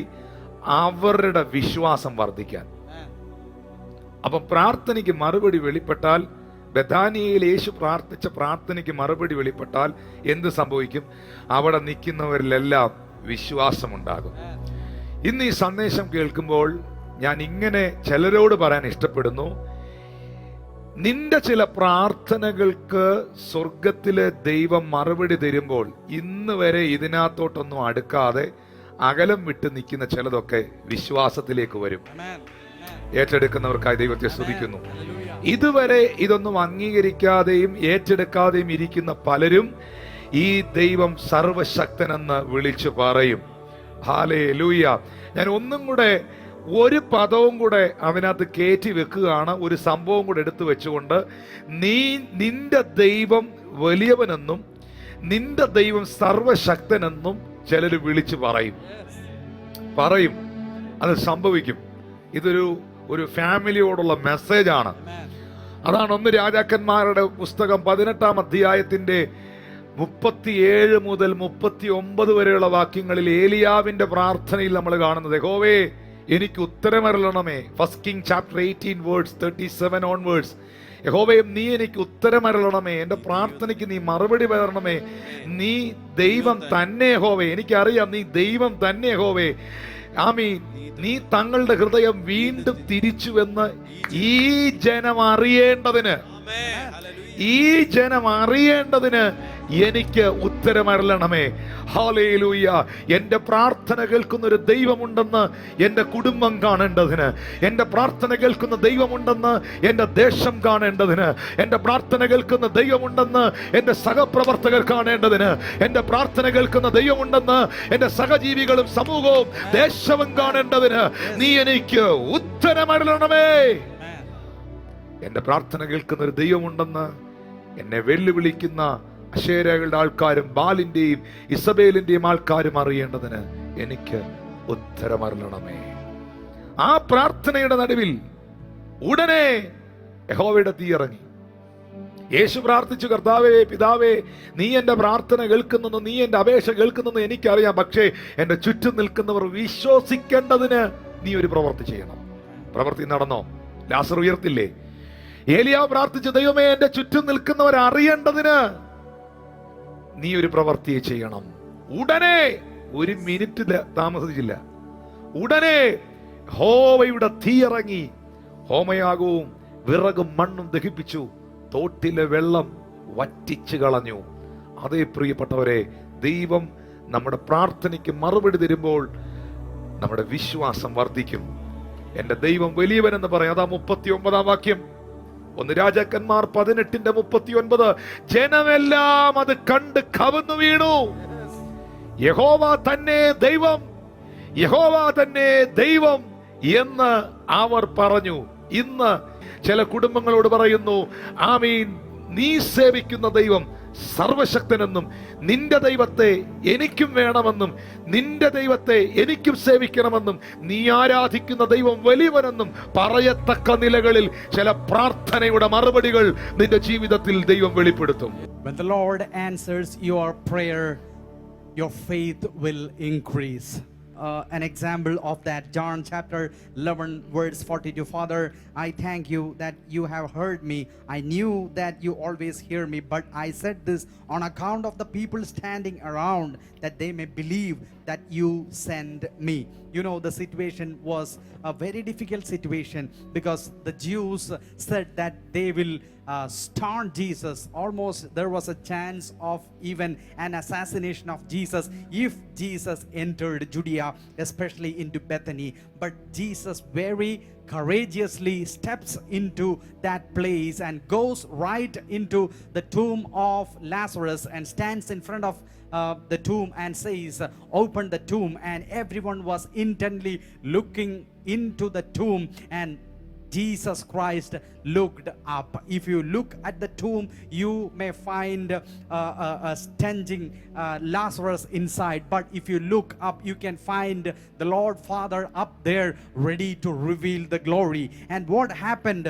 This is supposed to incite or bring or increase the faith of Lazarus. Those around should believe that Jesus Christ is Lord. So when the Lord answers your prayers, what happens is that the people hitherto who stood away, stood aloof from the faith, they may come and say and acknowledge the fact that Jesus Christ is the Lord. The Lord is making such kind of an answers to your prayers that people will acknowledge the presence of God in your life, and the people will say your God is the real God. People will say your God is the God who has strength, who can perform miracles, and such kind of acknowledgement will come. 1 Kings 18:37-39, Elijah prays such kind of a prayer. Hear me, O Lord, that the people may know that you are Lord God. You know, the people standing around, they are not at all believing in the Lord, and he had a strong opposition around him. He is standing there alone. When he prayed this bold prayer, what happened was fire came down from heaven and consumed everything. And in verse 39, people fell on the ground and proclaimed, the Lord is God, Yahweh is God. Such kind of a situation is going to happen in your life. When the Lord answers your prayers, your faith will be increased, and the people who stand around, they also will acknowledge the fact that the Lord Jesus Christ is God. ഇവിടെ Habakkuk എന്താ പ്രാർത്ഥിച്ചത്? ഞാൻ ഈ മെസ്സേജിന്റെ അവസാന ഭാഗത്തേക്ക് വരുമ്പോൾ നിങ്ങളെല്ലാവരും പ്രാർത്ഥനയോടെ ആയിരിക്കണം. കർത്താവിൻ്റെ ആത്മാവ് നിങ്ങളോട് സംസാരിച്ചുകൊണ്ടിരിക്കുന്ന ഒരു മൊമെൻ്റാണെന്ന് എനിക്കറിയാം. പക്ഷേ ഏറ്റവും അതിശക്തമേറിയ ഒരു ഭാഗത്തോട്ട് ഞാൻ വരികയാണ്. അടുത്തൊരു 10 മിനിറ്റ്സ് നിങ്ങൾ ശക്തമായിട്ട് പ്രാർത്ഥിക്കണം. കർത്താവ് നിങ്ങളോട് ഇടപെടുക മാത്രമല്ല, ഒരു ദൈവപ്രവൃത്തിയുടെ ഒരു മൂമെൻറ്റിലേക്ക് നമ്മൾ കയറുകയാണ്. ഹബക്കൂക്കിൻ്റെ 3:2 എന്താ ഹബക്കൂക്ക് പറഞ്ഞേ? യഹോവേ, ആണ്ടുകൾ കഴിയും മുൻപേ നിന്റെ പ്രവൃത്തിയെ ജീവിപ്പിക്കണമേ, ആണ്ടുകൾ കഴിയും മുൻപേ അതിനെ വെളിപ്പെടുത്തണമേ എന്നല്ലേ? അപ്പോൾ ഞാൻ ജീവിച്ചിരിക്കുന്ന എൻ്റെ കാലഘട്ടത്തിൽ, മിഡ്സ് ഓഫ് ദ ഹിയർ, ആണ്ടുകളുടെ മധ്യത്തിൽ, എൻ്റെ തലമുറയുടെ കാലഘട്ടത്തിൽ നിന്റെ പ്രവൃത്തി വെളിപ്പെടുത്തണമെന്നല്ല നമ്മൾ പറയേണ്ട. കർത്താവേ, എനിക്കോ കഷ്ടപ്പാടായിരുന്നു, എനിക്കോ പ്രശ്നമായിരുന്നു, എൻ്റെ പിള്ളേരുടെ കാലത്തെങ്കിലും എൻ്റെ കൊച്ചുങ്ങളെയും അനുഗ്രഹിക്കണേ എന്ന് പ്രാർത്ഥിക്കുന്നവരുണ്ട്. നല്ലതാ, പ്രാർത്ഥിച്ചോ. പക്ഷെ കർത്താവ് അങ്ങനല്ല പറയുന്നേ. നീ ജീവിച്ചിരിക്കുന്ന നിന്റെ കാലഘട്ടത്തിൽ, നിന്റെ ആണ്ടിൽ, ഈ സമയത്ത്, ഇപ്പോൾ ദൈവത്തിന്റെ പ്രവൃത്തി നിന്നിൽ വെളിപ്പെടുത്താൻ കഴിയും. മാർത്ത യേശുവിനോട് പറഞ്ഞു, കർത്താവേ, ഞാൻ വിശ്വസിക്കുന്നു അങ്ങിൽ എൻ്റെ സഹോദരൻ ഉയർത്തെഴുന്നേൽക്കുമെന്ന്. താഴെ എഴുതിയിരിക്കുന്നു, അവളോ വരുവാനുള്ള പുനരുത്ഥാനത്തെ കുറിച്ചാകുന്നു പറഞ്ഞത്. പിന്നെ മാർത്ത അടുത്തൊരു കാര്യം പറഞ്ഞു, കർത്താവേ, നീ ഇവിടെ ഉണ്ടായിരുന്നെങ്കിൽ എൻ്റെ സഹോദരൻ മരിക്കുകയില്ലായിരുന്നെന്ന്. രണ്ട് കാര്യമാണ് പുള്ളിക്കാരി പറഞ്ഞത്. ഒന്ന്, നീ ഇവിടെ ഉണ്ടായിരുന്നെങ്കിൽ, ഇന്നലകളിൽ നീ എൻ്റെ വീട്ടിൽ വന്നിരുന്നെങ്കിൽ എൻ്റെ സഹോദരൻ മരിക്കില്ലായിരുന്നു. എനിക്ക് പ്രയാസമൊന്നുമില്ല. നാളുകളിൽ കല്ലറയിലുള്ളവർ ദൈവപുത്രന്റെ ശബ്ദം കേൾക്കുന്ന പുനരുത്ഥാനത്തിന്റെ നാളിൽ എൻ്റെ സഹോദരൻ ഉയർക്കുമെന്ന് എനിക്ക് ഉറപ്പുണ്ട്. കാരണം അവൻ നിന്റെ സ്നേഹിതനായിരുന്നു, നിന്നിൽ വിശ്വസിച്ചവനും നിന്നെ അനുഗമിച്ചവനുമായിരുന്നു. അപ്പൊ ഇന്നലകളിൽ പ്രവർത്തിക്കുന്ന ദൈവത്തെ മാർത്ത വിശ്വസിക്കുന്നു. നാളുകളിൽ വെളിപ്പെടുവാനുള്ള ദൈവപ്രവൃത്തിയെ മാർത്ത പ്രത്യാശിക്കുന്നു, അല്ലെങ്കിൽ കാത്തിരിക്കുന്നു. പക്ഷെ യേശു ചോദിച്ചത് ഇതൊന്നുമല്ല. അവനെ വെച്ച സ്ഥലം എവിടെ? അവനെ വെച്ച സ്ഥലം എവിടെ? കാരണം ഞാൻ ഇന്നലകളുടെ ദൈവം മാത്രമല്ല, ഞാൻ നാളുകളുടെ ദൈവം മാത്രമല്ല, ഞാൻ ഇന്നിന്റെ ദൈവമാണ്. ഞാൻ ഇന്നലെയും ഇന്നും എന്നേക്കും അനന്യനാണ്. ഇന്ന്, ഇപ്പോൾ, ഈ മൊമെന്റിൽ എനിക്കൊരു അത്ഭുതം ചെയ്യാൻ കഴിയും. ഇപ്പോൾ എനിക്കൊരു പ്രവൃത്തി ചെയ്യാൻ കഴിയും. ആണ്ടുകൾ കഴിയും മുൻപേ, വർഷങ്ങൾ പിന്നിടും മുൻപേ, ഈ നിമിഷം തന്നെ ഒരു പ്രവൃത്തി എന്നിൽ ചെയ്യുവാൻ എന്റെ ദൈവത്തിന് കഴിയും. ശ്രദ്ധിക്കുക പ്രിയരെ, ദൈവം എന്നെയും നിങ്ങളെയും മാനിക്കാൻ പോകുന്നത് ഈ തലമുറയിൽ തന്നെയാണ്. വിശ്വസിക്കാവോ? 3-ാമത്തെ അധ്യായത്തിലേക്ക് നിങ്ങൾ വന്നിട്ട് അതിന്റെ 3-ാമത്തെ വാക്യം നിങ്ങൾ നോക്കിയാൽ അവിടെ എഴുതിയിരിക്കുന്നത് ദൈവം തേമാനിൽ നിന്ന് വരുന്നു എന്നാണ്. ഹല്ലേലൂയ. വരുന്നു. പരിശുദ്ധൻ പാറാൻ പർവ്വതത്തിൽ നിന്ന് വരുന്നു. അതെ, ദൈവം നിനക്കായി പ്രവർത്തിക്കാൻ വരുന്നു. ആമേൻ. ഹല്ലേലൂയ. ഹല്ലേലൂയ. ദൈവം നിനക്കായി പ്രവർത്തിക്കാൻ വരുന്നു. ആദ്യത്തെ അധ്യായത്തിൽ ചലിക്കാത്ത ദൈവത്തെയും പ്രവർത്തിക്കാത്ത ദൈവത്തെയും ദുഷ്ടന്റെ ദോഷം കണക്കിടാത്ത ദൈവത്തെയും ഒക്കെയാണ് ഹബക്കൂക്ക് കണ്ടതെങ്കിൽ 3-ാം അധ്യായത്തിലേക്ക് വന്നപ്പോൾ അവസ്ഥ കംപ്ലീറ്റ് മാറുകയാണ്. ചലിക്കുന്ന ദൈവ സാന്നിധ്യം, ഇറങ്ങി വരുന്ന ദൈവം, ദൈവപ്രവർത്തികൾ, ഹല്ലേലൂയ, അത്ഭുതങ്ങൾ. നമ്മൾ അങ്ങോട്ട് താഴോട്ട് വായിക്കുമ്പോൾ അതിശക്തമേറിയ കാര്യങ്ങൾ കാണുകയാണ്. അതിന്റെ 18, 17, 18, 19 വാക്യങ്ങളിൽ ഹബക്കൂക്ക് പറയുന്നുണ്ട്, അത്തിവൃക്ഷം തളിർക്കയില്ല, മുന്തിരിവള്ളിയിൽ അനുഭവം ഉണ്ടാകുകയില്ല, ഒലിവ് മരത്തിന്റെ പ്രയത്നം നിഷ്ഫലമാകും, നിലത്തിൽ ആഹാരം വിളയുകയില്ല, ആട്ടിൻകൂട്ടം തൊഴുത്തിൽ നശിച്ചു പോകും, ഗോശാലയിൽ ഒരുപക്ഷെ കന്നുകാലി ഉണ്ടായിരിക്കില്ല, എങ്കിലും ഞാൻ യഹോവയിൽ ആനന്ദിക്കും, എന്റെ രക്ഷയുടെ ദൈവത്തിൽ ഘോഷിച്ച് ഉല്ലസിക്കും. യഹോവയായ കർത്താവ് എന്റെ ബലമാകുന്നു, അവൻ എന്റെ കാൽ പേടമാൻ പോലെയാക്കുന്നു, ഉന്നതഗിരികളിൽ എന്നെ നടക്കുമാറാക്കുന്നു, എന്നെ എത്തിക്കേണ്ടടുത്തവൻ എത്തിക്കുന്നു.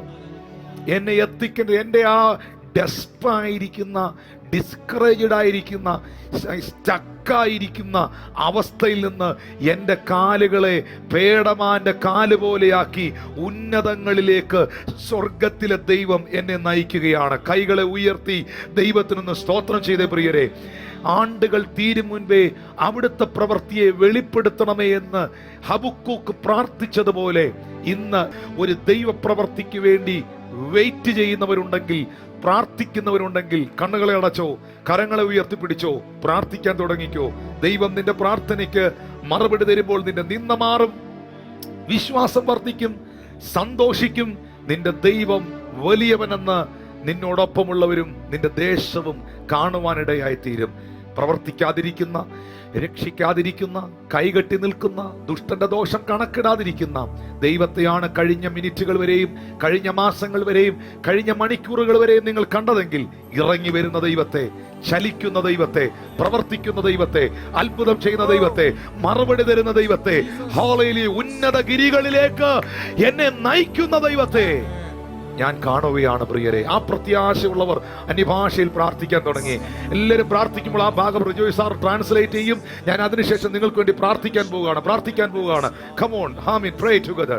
Man, towards the climax of this book, you find the scenes are totally changing and the situation is entirely different. Habakkuk 3:2 says that, Lord, do something now.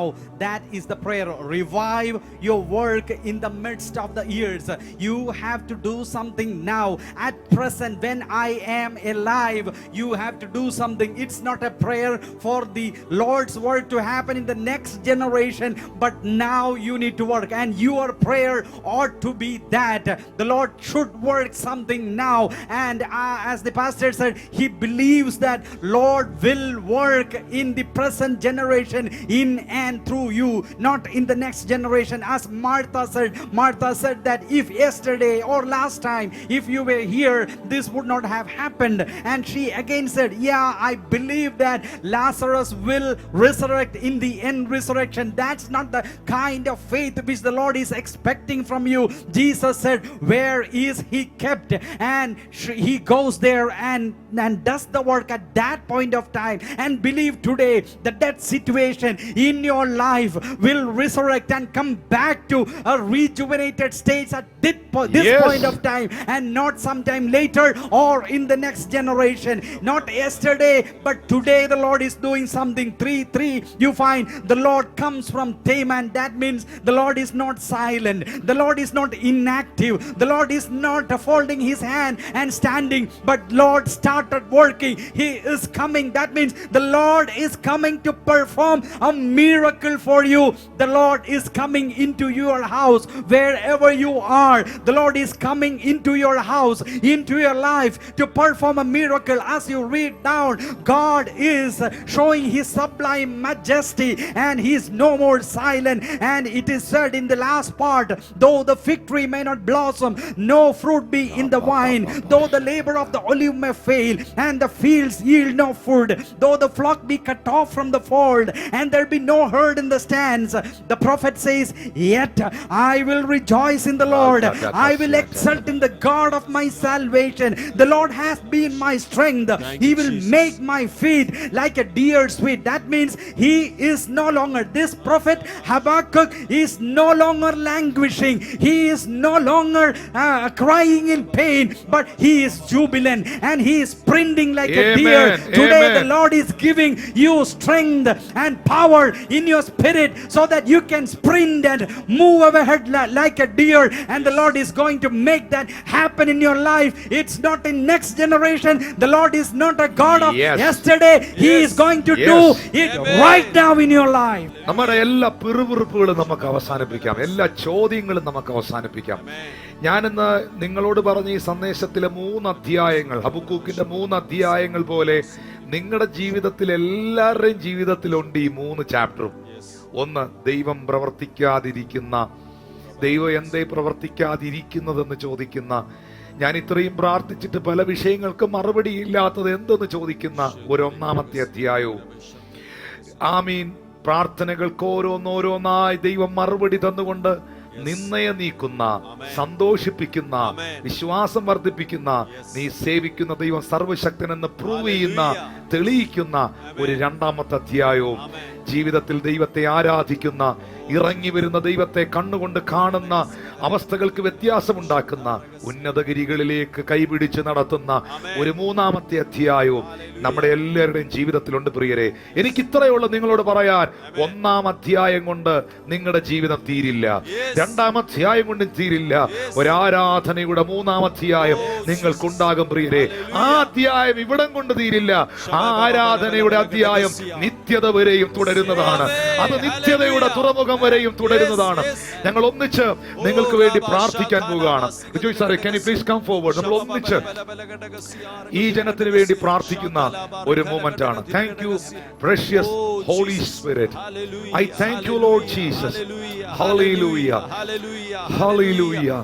എന്നോട് കൂടെ ചേർന്ന് പ്രാർത്ഥിക്കുന്നവരെ, നിങ്ങൾ പരിശുദ്ധാത്മാവിന്റെ ഗിഫ്റ്റായ അതർ ടങ്സ് അന്യഭാഷ പ്രാപിച്ചിട്ടുണ്ടെങ്കിൽ സംസാരിക്കുക, അല്ലാത്തവർ സ്തുതിക്കുക, സ്തുതിക്കുക, സ്തുതിക്കുക, സ്തുതിക്കുക, പ്രൈസ് ചെയ്യുക, സ്തുതിക്കുക. ഓ ശമരകൽ ഖനാദിയാദര, സ്തുതിക്കുക. Thank you Lord Jesus. കർത്താവേ, അത്ഭുത സൗഖ്യങ്ങൾ ഇവരിൽ ഉണ്ടാകട്ടെ. ആണ്ടുകൾ തീരും മുൻപേ അവിടുത്തെ പ്രവൃത്തി ഈ മക്കളിൽ വെളിപ്പെട്ടു വരട്ടെ. ഇവരുടെ നിന്ദകളെ, ജോഷുവ പറഞ്ഞു, അവന്റെ നിന്നയെ ഉരുട്ടിക്കളഞ്ഞു എന്ന് പറഞ്ഞ് ആ സ്ഥലത്തിന് ഗിൽഗാൽ എന്ന പേരിട്ടു. കർത്താവ് പറയുന്നു, നിന്റെ ജീവിതത്തിൽ ഒരു ഗിൽഗാൽ വെളിപ്പെടാൻ പോവാ. ദൈവം നിന്റെ നിന്ദകളെ ഉരുട്ടി മാറ്റുന്ന, ദൈവം നിന്റെ നിന്ദകളെ നീക്കിക്കളയുന്ന, നിന്റെ കണ്ണുനീരിന് മറുപടി തരുന്ന, നിന്റെ പ്രാർത്ഥനയ്ക്ക് മറുപടി തരുന്ന ഒരു സീസൺ, ഒരു സീസൺ പരിശുദ്ധാത്മാവ് ഓപ്പൺ ആക്കുകയാണ്. ആ സീസണിൽ നീ സന്തോഷിക്കും. ആ സീസണിൽ അനേകരുടെ വിശ്വാസം വർദ്ധിക്കും. ആ സീസണിൽ നീ സേവിക്കുന്ന ദൈവം സർവശക്തനെന്ന് ലോകം കാണും. In the name of the Lord, I pray, Father, I thank you for the anointing. I thank you, Lord, for the anointing. യേശുവേ, അവിടുത്തെ കരങ്ങളിലേക്ക് എന്നെ തരുന്നു. പരിശുദ്ധനെ, അവിടുത്തെ കരങ്ങളിലേക്ക് എന്നെ തരുന്നു. Oh, thank you, Lord. Angels of the Lord, angels of the Lord, holy, holy, the realm of your glory and the realm of your grace. Yes, Lord. Yes, Lord. Can you please sing, my brother? Worship Him. Great pastor. Great pastor. കണ്ണുകളടച്ച് പ്രാർത്ഥിച്ചേ.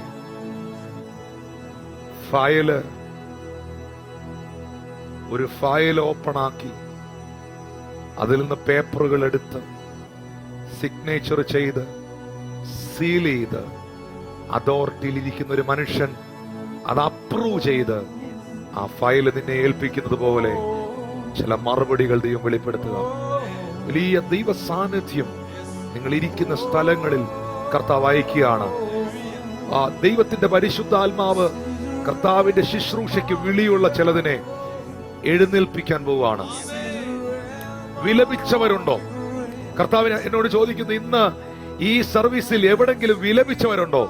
നീ നൃത്തം ചെയ്യാൻ തയ്യാറായിക്കോ. സുന്ദരമെന്ന ദേവാലയ ഗോപുരവാതിക്കൽ അമ്മയുടെ ഉദരം മുതൽ എഴുന്നേറ്റ് നടക്കാൻ പറ്റാതെ വിലപിച്ചിരുന്ന ഒരു മകനുണ്ടായിരുന്നു. എഴുന്നേറ്റ് നടക്കാൻ പറ്റാത്തൊരു മകനുണ്ടായിരുന്നു. എന്നാൽ പത്രോസ്, പൊന്നും വെള്ളി നിനക്കില്ല, എനിക്കുള്ളത് ഞാൻ നിനക്ക് തരുന്നു. പൊന്നും വെള്ളിയും എനിക്കില്ല, എനിക്കുള്ളത് നിനക്ക് തരുന്നു.